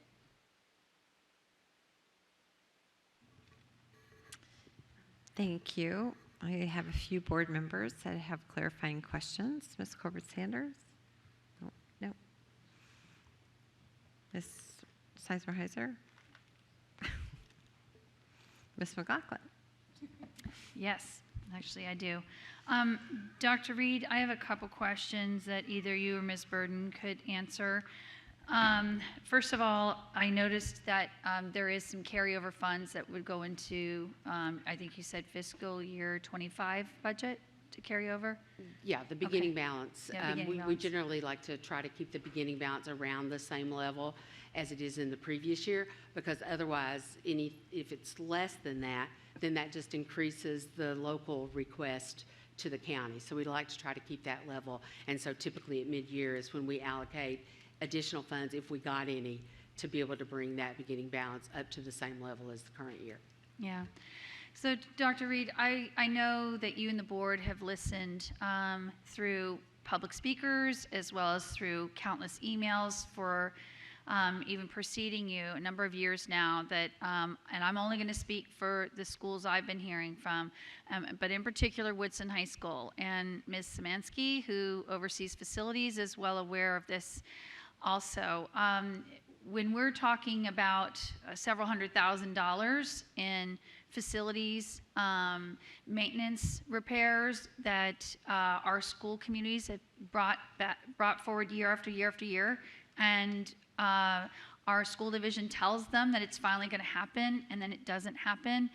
I'm struggling that perhaps before we vote on this on the 14th, that perhaps Ms. Szymanski and her team can confer with you on how we can look to address some of these backlog maintenance issues. They're one-time funds, but, and Ms. Burden, certainly as the CFO, you would be an important part of this conversation, but we just keep telling our communities, in particular our athletic boosters that work hard tirelessly year after year to bring money to the table, and then to get told, well, we're sorry, we promised you that repair project, but there's no money dedicated to it. And at a $3.5 billion budget, as you can appreciate, $70,000 here or there it's a very tiny drop. But I think we're losing faith and support and confidence from our families when we make promises and then we don't deliver. So that one in particular, I think, is going to be something, and my colleagues, I know it's super late, so we can talk later on it, but I really felt the need to spotlight that, Dr. Reed, because when we just automatically just presume nothing that's on your radar just goes into the end of the year pot, we're not necessarily addressing all the needs that each of your departments need. The second question I have is, how are we doing on the Food and Nutritional Services Grant Fund? Because I know that, again, the question was that they were carrying a surplus, and even though that's not our operating fund, it is still a grant fund that I think the board should be knowledgeable about. And Dr. Reed, I know I'd asked the question on how much it cost for us to do that special event at I guess it was the Westfield Marriott, where we brought 200 students out for food tastings. But the question was raised, why did we do it at a hotel? Why did we have to transport kids all the way out there? How much did that event cost? Because every dollar that doesn't go into buying quality food or paying for competitive living wages for our food service workers matters. And optically, that didn't sit well with some people in my community who couldn't understand what we did. So I know we'd had that we're looking at how we're doing with that fund. So is there just a quick update on that fund, and do we know how much that event cost? I do not know how much that event cost. Okay. The fund balance in food services, according to the state and the feds, is supposed to equal about 3 months operating. We are in excess of that currently, and typically what happens is VDOE this next year will ask us for a spend down plan on that. We have been, using some of those funds to replace aging equipment in our cafeterias. Also, the move towards other food opportunities like halal food, different kinds of food, and food from scratch cooking require different equipment than we have currently in our cafeterias. And so a lot of those, that fund balance will be spent in pursuit of those initiatives. I appreciate that, Ms. Burden. And Dr. Reed, I'll just put a fine point on it then. I know this outgoing board has been extraordinarily dedicated to improving the quality of food we serve our students, and recognizing again that we had done the $10 million lend of our operating funds, and I know you worked out a possible solution for that. And that I do understand also, Ms. Burden, that like other school divisions, we do still need to be carrying a reserve. And so to your point, we have that 3-month reserve, which is good. But, Dr. Reed, I think that's going to continue to be an interest of the incoming board as well. So I think updates on that are good. And I certainly have been impressed with the new director. And but the hotel event has I think we need a little more PR and understanding what that was. So, and the cost would be helpful. So, Ms. Burden, is that something that he would just provide the board directly, or is that? Yes. Okay. I mean, we'll help if needed, but yeah. Okay. All right. Mr. Sacco could provide that. Great. Thank you very much. Ms. Cohen. I was just going to respond that I think the need, I can appreciate the concern. I think getting 200 students to any location during the day that would enable, there were quite a large number of vendors that were providing, that needed electrical to provide cooking to support the idea of checking food options. All of our schools were in session that day, so the ability to set that up at a school was limited, but I will get you the cost for that, and we'll make sure that, I'll make sure that I communicate more effectively on that in the future, so thank you. And my question about the facilities maintenance and, especially our school fields and the backlog there, how might we look into that? Well, I will meet with staff between now and the 14th. Great, thank you so much. Yeah. And I'm very happy to help answer any questions that staff have on that backlog. Okay. Thank you.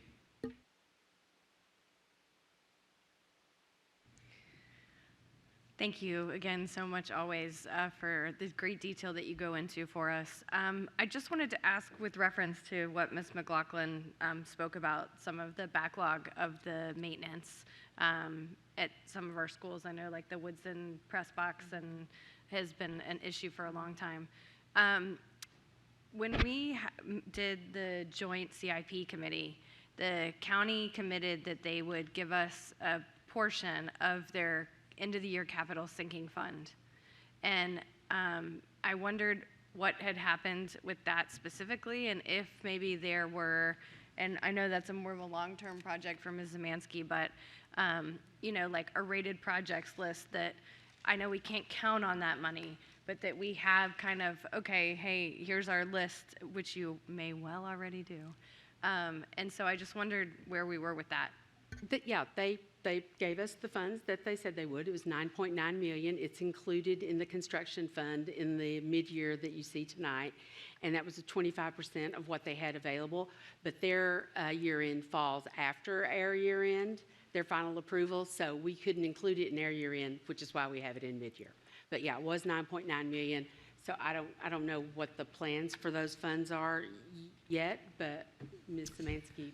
Yeah, so thank you, Ms. Burden. I'll meet with staff and make sure that we have an update for the Friday letter and then a conversation with anyone who, on my one-on-one conversations, any feedback you'd like. I think what we likely have is a list of projects, but not necessarily a rank order of those projects. So that's the question I'm going to sit down and ask staff about, right? There must be some, at some point we probably ought to have a rank order list that's always available when any kind of funds happen to pop loose, because I certainly know the interest is high for sure. Thank you. Awesome. Well, I'm glad that worked out. Thanks, Ms. Burden.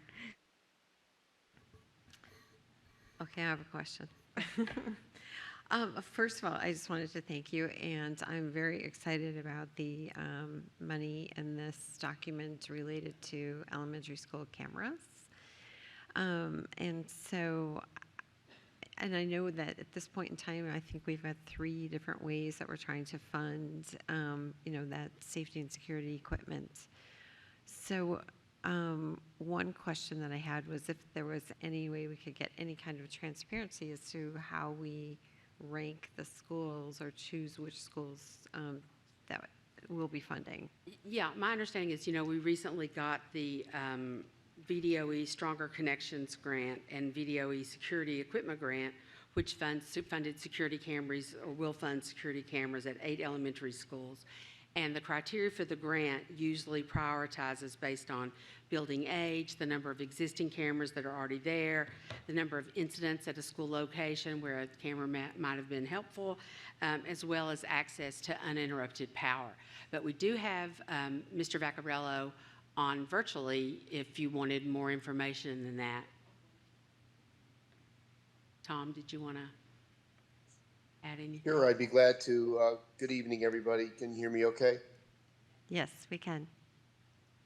So in addition to what Ms. Burden just commented on, there are categories like free and reduced lunch, demographics that are similar, and the 8 or 9 schools that are added to this list were also schools that were prioritized as part of the COPS federal grant that we were denied this year. But all of those categories rank those schools on those particular subsets. And in addition to those 8 being ranked to submit to the COPS grant, we also distributed those equally with the VDOE grants per region as well, if that makes sense. That does. Thank you. Thank you for the information. Thank you, Ms. Burden. We'll look forward to talking about this at our next meeting. Thank you. Okay, before we move on to the next action item, I just want to note that the strategic plan goal 3, academic growth and excellence, has been moved to action item 5.04. So when we get to that, we'll deal with that one. And the correction will be made on board docs after the meeting. Okay, with that, we're at action item 5.01. All right, I call on Ms. Tolan for a motion.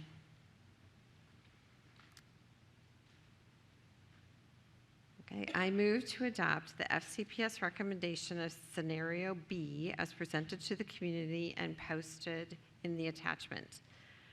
Scenario B adjusts the boundaries of Chesterbrook, Churchill Road, Franklin Sherman, Haycock, and Kent Gardens elementary schools and the Churchill Road and Haycock AAP centers.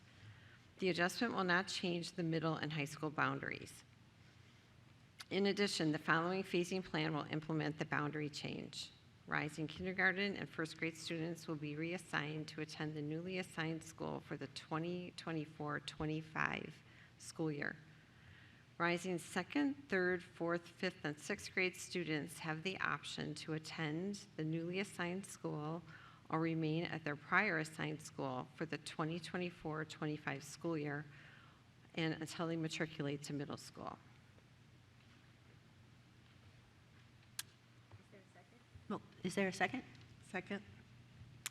Ms. Tolan, would you like to speak to your motion? And thank you, Ms. Keys-Gamarra, for seconding that. Yes, thank you. I want to extend a huge thank you to our McLean Elementary School principals and PTA leaders. The PTAs have been involved with this process from the beginning, feeding us questions from the community and answering lots and lots of parent inquiries. Our principals have put up maps in their buildings and fielded and passed along many questions over the past months. We have had a large team of experts working on this project since over 1 year ago. Facilities and planning, communications, world languages, and transportation all put their heads together to implement our community input process and to come up with a solution to a long-standing and complex problem in a school with French immersion and local level 4. My Region 2 colleagues have been involved from the beginning. We worked with facilities and planning to brainstorm scenarios that would have less impact on Franklin Sherman. But the realities of the geography prevented us from moving off of scenario B.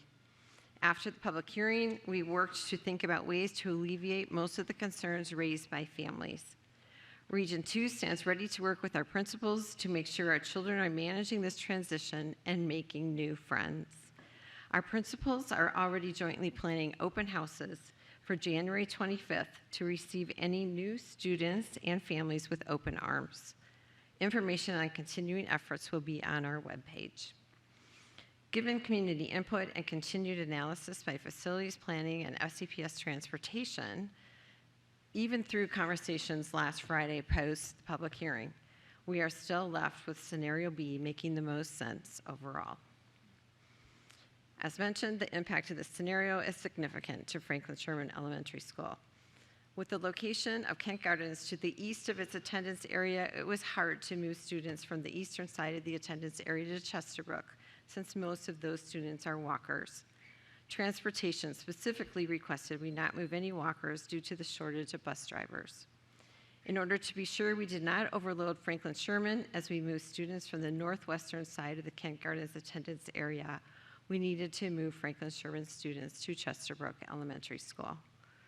In addition, this scenario cleans up a split feeder at Franklin Sherman that many families are excited about.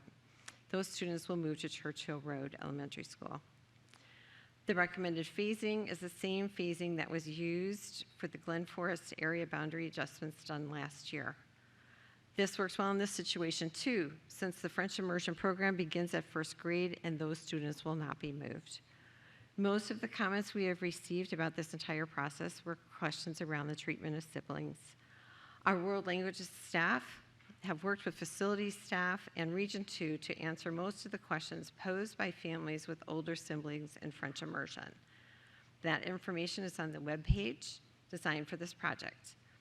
And our Region 2 staff, I have had many conversations with them, are standing ready to work with any families with extenuating circumstances as we move through this phasing process.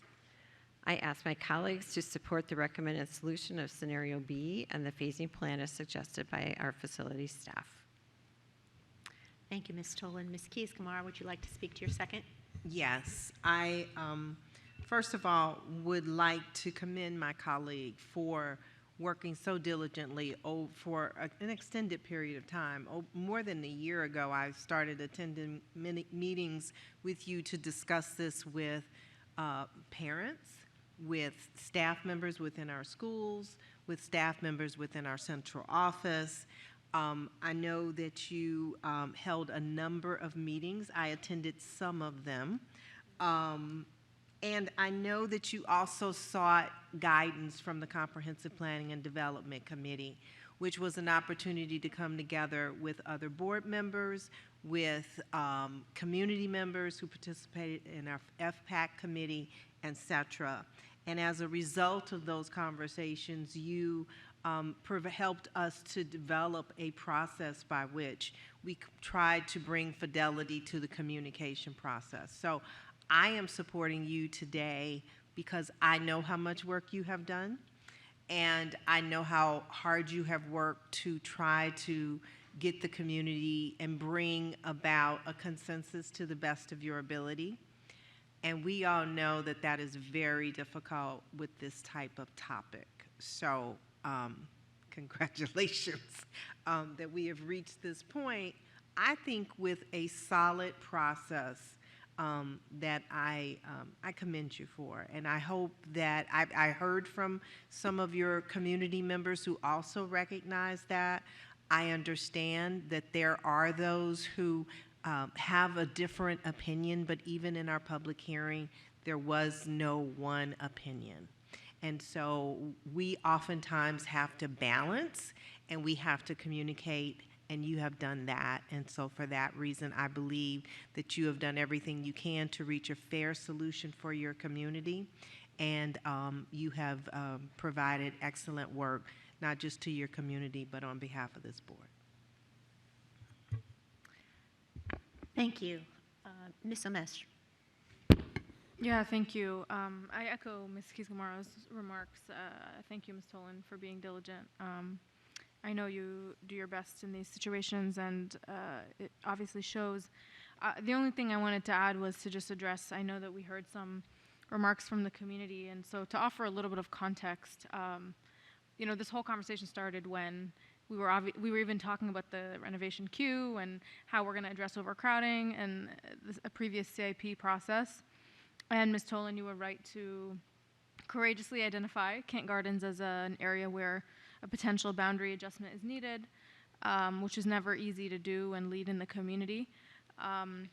And it was an obvious one. And I tend to be a critic of the, you know, moving things out of line and whatnot when it comes to the queue, but this one was one that made sense. And so I was grateful to second that at the time, and now finding ourselves where all this work has been done to arrive at a potential solution. And so to those voices who did come out for that public hearing, I hope that you see the ways that your concerns were absorbed and taken in to be a little creative and find ways to problem solve to make sure that the various concerns are heard, and particularly those who were interested in grandfathering, wanting to make sure siblings aren't separated. Grandfathering wasn't even a practice of, you know, prior boundary changes. That's an adjustment made to be accommodating and to make sure families are not or are minimally disrupted. So I wanted to highlight that. I also wanted to touch on, of course, Kent Gardens has the French immersion program, which is a unique complication to a boundary process, but that there will still be a prioritization of folks who have siblings, so rising first graders who have siblings in the school and want to partake in that immersion program to be able to operate as though they were in boundary, so that they have the same shake that they would have had they stayed in Kent Gardens. And that's an additional accommodation and really just a responsive measure to be sensitive to the needs of the community. And finally, for those who may still be concerned about rising kindergartners, that's yet to be determined, so there's not a decision on that either way, because there are so many complex considerations. Actually, you would be surprised to realize just how much intentionality goes into planning for that cohort and making sure that everyone is considered who would like to be a part of the program. So that's just to be fully honest and transparent with the community, but I'm just grateful that really, you know, I know coming from a place of, you know, in a board, it's easy in the shuffle of things and such busy schedules to move forward and decide on a plan and roll with it. But I think there was sincerity in trying to be responsive to the community, and I'm grateful that Ms. Tolan took the time and effort to do that, and hope that the community will be sure to look for those pupil place and lottery application opportunities that are yet to come. And I know Ms. Klemenko will be leading that very carefully. So thank you for your work. Dr. Anderson.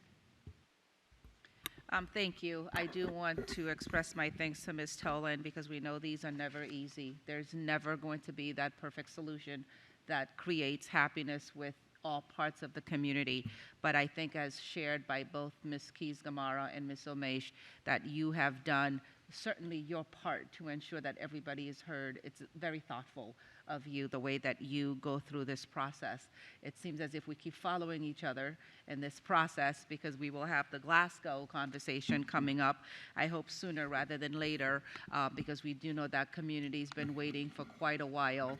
And I'm hoping, Dr. Reed, that's something we can continue to expedite, because that community is waiting for some sort of feedback from staff in order to move forward. I am a little bit dismayed by the timetable that Ms. Szymanski did share, because that brings us right back to where we started, therefore negating the work that I did earlier this year to add this into the process so that we didn't lose that year. I think the current process that she's outlined has this board voting next fall, which creates an issue. But I wanted to raise that. However, I know this is the Kent Gardens boundary, and I wanted to make sure that I recognize all of the work that Ms. Toland put forth. But more importantly, I really am hoping that we can move away from the practice of these boundary adjustments being school board member led.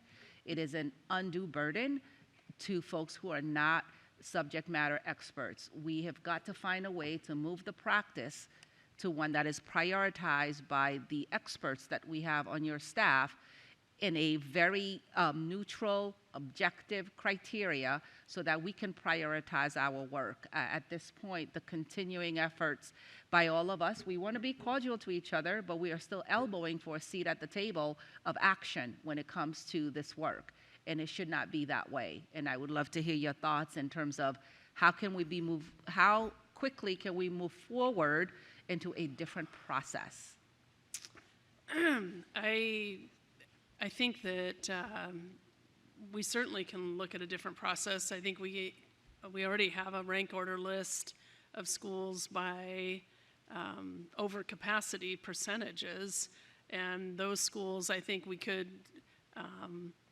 take a look at by most over populated percentage-wise to least. I think there's also a question about, so I think that's a process we could engage in, which would separate what we might say are large schools versus overcrowded schools, right? Those are not necessarily the same definition, but I'm happy to put together several scenarios that we could utilize moving forward. And also want to clarify that Ms. Szymanski is simply utilizing a process that's been here for a period of time with regard to the Glasgow situation. And we initially, when that vote happened last year, we did indicate that at such time we would do as much prelim work as we could, but at such time when Kent Gardens was completed, then we wouldn't require further board action. We would just move right into the Glasgow process. But I don't know that that can happen any quicker than it's laid out. But I'm happy to take a look at that. And I know you and I have talked about that, and make sure that I get back to you with a timeline that we believe is realistic, thoughtful, and comprehensive. I would definitely appreciate a second look. I just think we have an opportunity in front of us as we will move into a different constitution of this board, that we don't begin on the way that this board, this current board started, which is jockeying at the CIP table. I would love to see a process in place so that we just do this work a little bit better and more thoughtful, because at this point, absent advocacy of school board members, we don't get action bubbling up to the top. And I just don't think that's necessarily the most important work. It's just where can we get the support for it. We just need some neutrality and some objectivity around that process. Yes, ma'am. Ms. Eismer-Heiser. With that late hour, I'll be very, very quick. I just wanted to say I appreciate all the hard work that you've done, Ms. Toland, for the last year. Having been involved as an at-large member, I've seen the work. And I've had several families from Franklin Sherman reach out in addition to the comments given. And I appreciate our staff being willing to work with extraordinary circumstances and extenuating circumstances for our families. I know it's a difficult challenge for the Franklin Sherman families, and I know you spend many, many times staring at those maps trying to figure out other solutions, as well as our staff has spent. So I just wanted to reassure the families. I know there's a large turnover happening on the board. I know that you'll be in close contact with your with Ms. Lady, who's going to be in the Drainsville seat as you come in. But I'm also happy as one of the ones staying on the board to help make sure that the families are taken care of, and I know our staff will be that. But I'm happy to help with that as you step off the board. So I just want to say I appreciate the hard work that you've done, and I'm looking forward to helping bring Robin up to speed and having her take over from you. I know she'll do a good job with that. And I would just want to say really quickly, I do think, to Dr. Anderson's point, that there's a lot of space with a lot of new facility staff to look at how we do capacity work and program work. I know Ms. Tolan and I started a program review a couple years ago to start some of those conversations. So I think there is space to do it so it isn't as board member led, with of course a lot of board member involvement. So thank you for your hard work. Appreciate it. Ms. McLaughlin. So Dr. Reed, I don't know if you and your team can answer what the cost is for each grade level that we end up grandfathering in. So typically we don't grandfather all the way down to rising second graders. I mean, that is really, I think Ms. Tolan, to add to the praise, I know you've worked tirelessly on this, and that's like a whole different added conversation to what Dr. Anderson said. I don't think that board members should be drawn into that level of operations, but you were heroic, and I appreciate that very much. But Dr. Reed, I do worry about precedent. We are a very large school division, and every time we do grandfathering in a way that just keeps going further and further and further down, that just comes at an operational impact, not just cost, but our bus drivers and our buses. And so I just wondered if your team, when this proposal was brought forward, did they do that cost estimate that for each year that we grandfather one more grade lower than usual? Because, rising second graders is highly unique for my 12 years on the board. And having personally experienced a boundary school change when I was a rising fifth grader, and there was no generosity here. It was very difficult, so I'm not making light of these things, but we always have to find, the cut mark of when we are going to grandfather and where we don't. So do we know? And if I've asked a question people don't know, then don't worry, but I think then it's for future operations, we need to know those numbers. So I think there are a variety of ways to do that phase-in. I've been in divisions where the phase-in provided their own transportation, so it wasn't an operational cost. So it was an option for families to make that choice to continue or not. And then in divisions where only the school-to-school transition is supported financially. So we could look at several scenarios that way, and with the recognition that it's an option, but it's not an option necessarily that all parents might choose either, right? So I'm happy to get you something by Friday. I don't believe we would have costed that at this time, but I'm happy to get that cost out for you. And again, take a second look at, did we say phasing with transportation or phasing not, right? Because some of those students I know were walkers, so there may not be an inherent operational cost, but I'm happy to take a look at that secondarily. Yeah, I will just say this, again, having gone through these, the last thing I want to do for any families watching this right now who are going into panic mode, I am not suggesting, if we vote on this, then whatever we put in the language, it is what it is. And I support Ms. Tolan at this late hour, and she, again, has done great outreach. I think, if anything else, Dr. Reed, as you continue to learn the division and you have new members coming on your team with you, I urge you and your team to have a very consistent and specific plan on these things going forward, because I think we have to be extraordinarily intentional on what our we gave 6 scenarios, and I would have hoped that as a result of those scenarios, we would have costed them out, and before we offer them out to the public and for the board's consideration, we should know what those are. And again, I don't put this at Ms. Tolan's feet at all.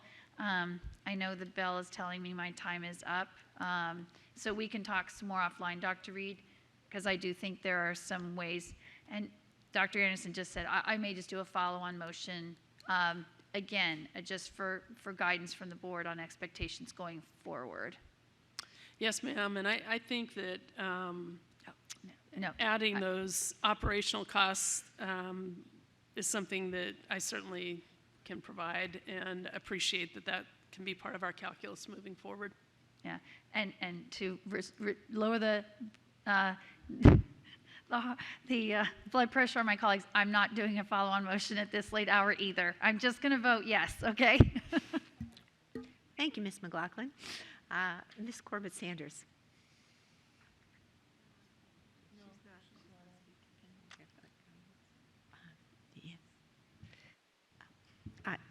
Yes, Ms. Tolan. Thank you. I just wanted to make a point of clarification. It is my understanding that we generally provide transportation during phasing, so I think the calculations will need to include the transportation costs. Yes, ma'am, I'm happy to do that. We'll pull the number of students and where the directions are headed, absolutely. Seeing no other board members, I will just say boundary changes are never easy, but this one was necessary, and I think there was a lot of due diligence and a lot of community input. So, Ms. Tolan, I will be supporting this. All right, now it is time for the vote. I will call for a vote on the motion, which is on the screen in front of us, colleagues. All those in favor? Sorry, Mr. Frisch has his hand up. I'm so sorry. Thank you. No, I'm voting. Okay, Oh, just he's making voting. Okay, all right. All those in favor? That vote is unanimous with all members at the table and Mr. Frisch remote. With Mr. Frisch remote, and Ms. Marin has left. All right. And Ms. Cohen, I call on you for a motion. I move that the school board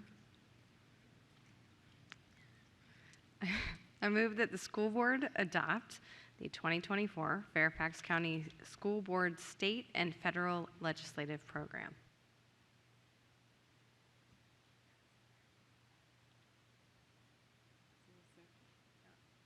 Is there a second? Second. Thank you, Ms. Amish. Ms. Cohen, would you like to speak to your motion? Yeah, just to say, I think we've all had a good amount of input on this. I appreciate very much our legislative lobbyist, Mr. Malloy, who takes good care of us in Richmond, working for the last few months with all of us to get these priorities in good shape. And I think it's not an accident that we have pretty good alignment with the county this time, and really the primary emphasis, while we have a lot of other meat in there, the biggest is really looking at the JLARC study and pulling pieces out of that. And I know in speaking with Mr. Malloy, there is a plan going forward in Richmond to have bills that address each of those pieces. And I know there's a few people on this dais who will be extra excited to be a part of that. So without further ado, I'm excited to go ahead and pass this and to get closer to ending the night. Ms. Amish, would you like to speak to your second? Yeah, so I guess I just wanted to highlight a couple of the federal priorities we have. I won't just speak to the state piece, that's Ms. Cohen's role, but I would just reiterate the conversation earlier. in emphasizing the importance of ensuring assessments for English learners are available and for courses that are not language-based in a language that's not English. It just doesn't make sense that we consider them failing on things that they can't understand to even take. But on the federal side, there are a number of really important funding packages that our schools rely on that are on the chopping block in Congress. The most significant of those is the Title I money, which of course is the largest federal package that goes to schools based on lower income numbers of low-income students. Specifically, we're normally scheduled to receive $38.5 million in Title I funding. The projected cuts could lead to cuts within the 267 positions we rely on, which include early childhood teachers, resource teachers, counselors, social workers, intervention teachers, the homeless liaisons we celebrated earlier today, instructional coaches, and on and on and on of the critical supports we provide to kids who struggle with math, language arts, and other subjects. And that's not even starting the list of supplemental resources and after-school programs and family engagement specialists and family liaisons, in addition to information sessions and parent coffees and events that students benefit from, including field trips. You stop that right there. No, but really seriously important things that are on the chopping block.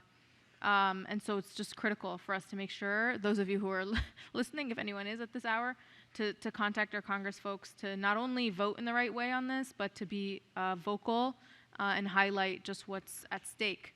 And that's, of course, in addition to IDEA, which is the Individuals with Disabilities Education Act, which continues to be largely unfunded.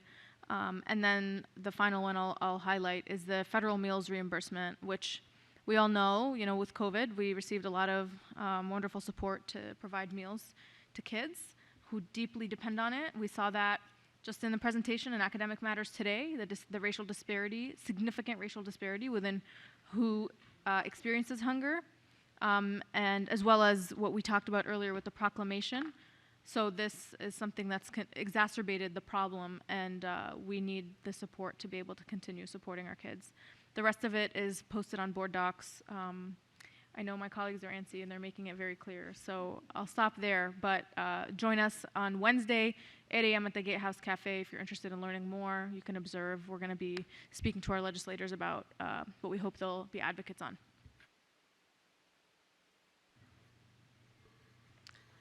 Thank you. We did have a work session on this, so I have no board members wishing to speak at this point in time. So I will call for the vote on the motion. The motion is on the screen. All those in favor? Ms. Corbett-Sanders, Dr. Anderson, Ms. McLaughlin, are you going to vote on this? Ms. McLaughlin, Ms. Makarski, Ms. Tolan, Mr. Kofax, Ms. Keys-Gamarra, Ms. Omesh, Ms. Cohen, and Ms. Rochester-Heiser, and Mr. Frisch, with Ms. Marin away from the table. Okay, that motion passes. All right, we are down up to action item 5.03, reports on employee separation. I call on Dr. Anderson for a motion. I move to direct the superintendent to revise the monthly report on employee separation and the associated attachment to present disaggregated data and context to include subgroup percentages. Additionally, on a quarterly basis, the superintendent will provide operational impacts by FCPS schools and regions, trends, analyses, and potential strategies to address findings if applicable. Is there a second? Yes. Thank you, Ms. Tolan. Dr. Anderson, would you like to speak to your motion? I think I spoke to it when I brought this up in September and in my conversations with you over the last couple of weeks and in the email that I sent. We just want this to be more useful. Thank you, Dr. Anderson. Ms. Tolan, would you like to speak to your second? Thank you. I don't want to add a lot. We are just really trying to have a report that shows up regularly at board meetings to be something that is useful. Dr. Anderson has requested a number of different types of data here, and we're really looking for those on a quarterly basis, not on a monthly basis. So looking for staff to take a look at that. Thank you. Other board Ms. Omesh. Just a quick thank you. This is one of those things that long agendas, long meetings, easy to miss. And Dr. Anderson was the sole advocate several meetings to make sure we brought it forward. It's an important piece that was caught, and I'm grateful for that. All right, seeing no other board members who would like to speak, I will call for the vote on the motion, which is on the screen in front of us. All those in favor?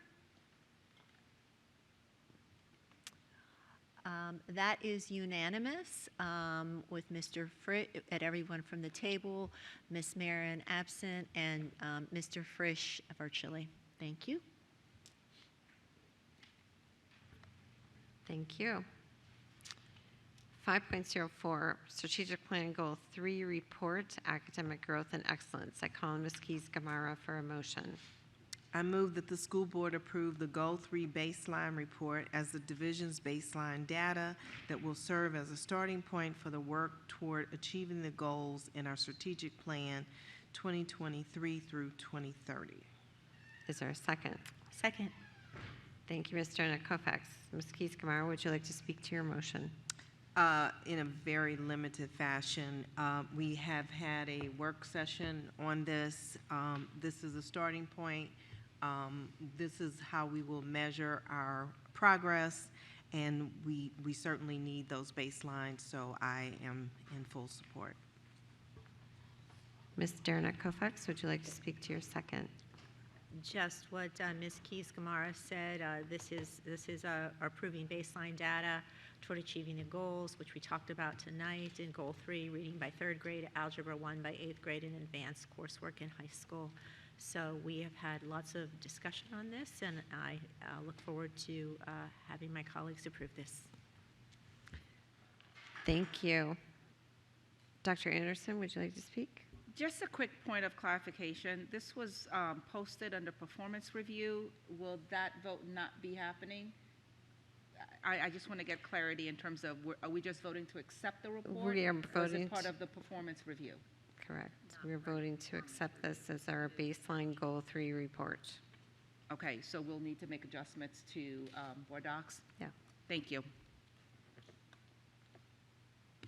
Okay, with that, Ms. Seismer-Heiser? I know it's late, so I won't belabor the point, but I'm a little confused why we're accepting this as baseline data when there's a lot of data in it that's not just baseline data. So it just seems a little odd to just call it baseline data, because the report has data that does have some growth showing in there as well. So growth data is not the same as baseline data, and there is growth data in the report. So I'm a little uncomfortable calling this baseline data, because I don't think it's reflective of everything that's in the report. So I'm kind of curious, when we vote on goal reports in my 4 years on the board, I don't think we ever called it baseline data. I know this is a new strategic plan, so that might be why. However, the report itself doesn't have just baseline data in it, so I'm not sure it's an accurate reflection of the report. And we didn't, and I guess during the work sessions, it was never brought up that this was just baseline data. So I'm a little confused. So I understand what you're saying. I think the title of the report was the Baseline Goal 3 report. So even though it does show some growth with the 5%, I think that we're just talking about the title of the report.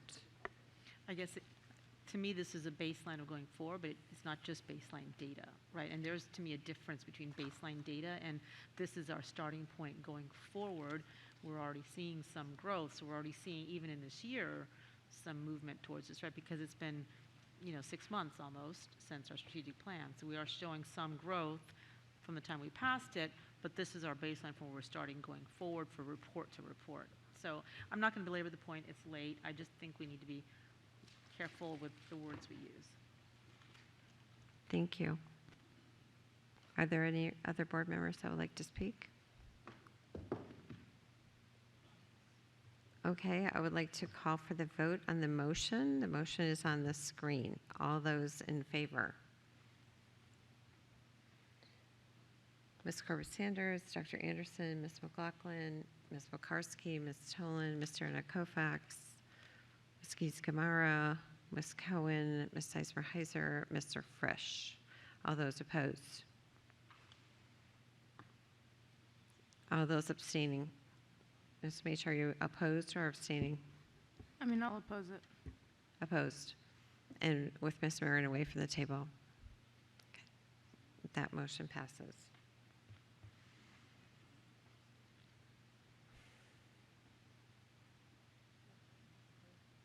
Okay, we are on to the consent agenda. Our adopted rules of parliamentary procedure, Robert's Rules, provide for a consent agenda listing several items for approval of the board by a single motion. Many items listed have gone through board review, and the documentation has been provided to all board members and the public in advance. Items may be removed from the consent agenda at the request of any board member prior to the meeting. The consent agenda items are on the screen. Is there any objection to approving the consent agenda? Hearing and seeing no objection, the consent agenda is approved.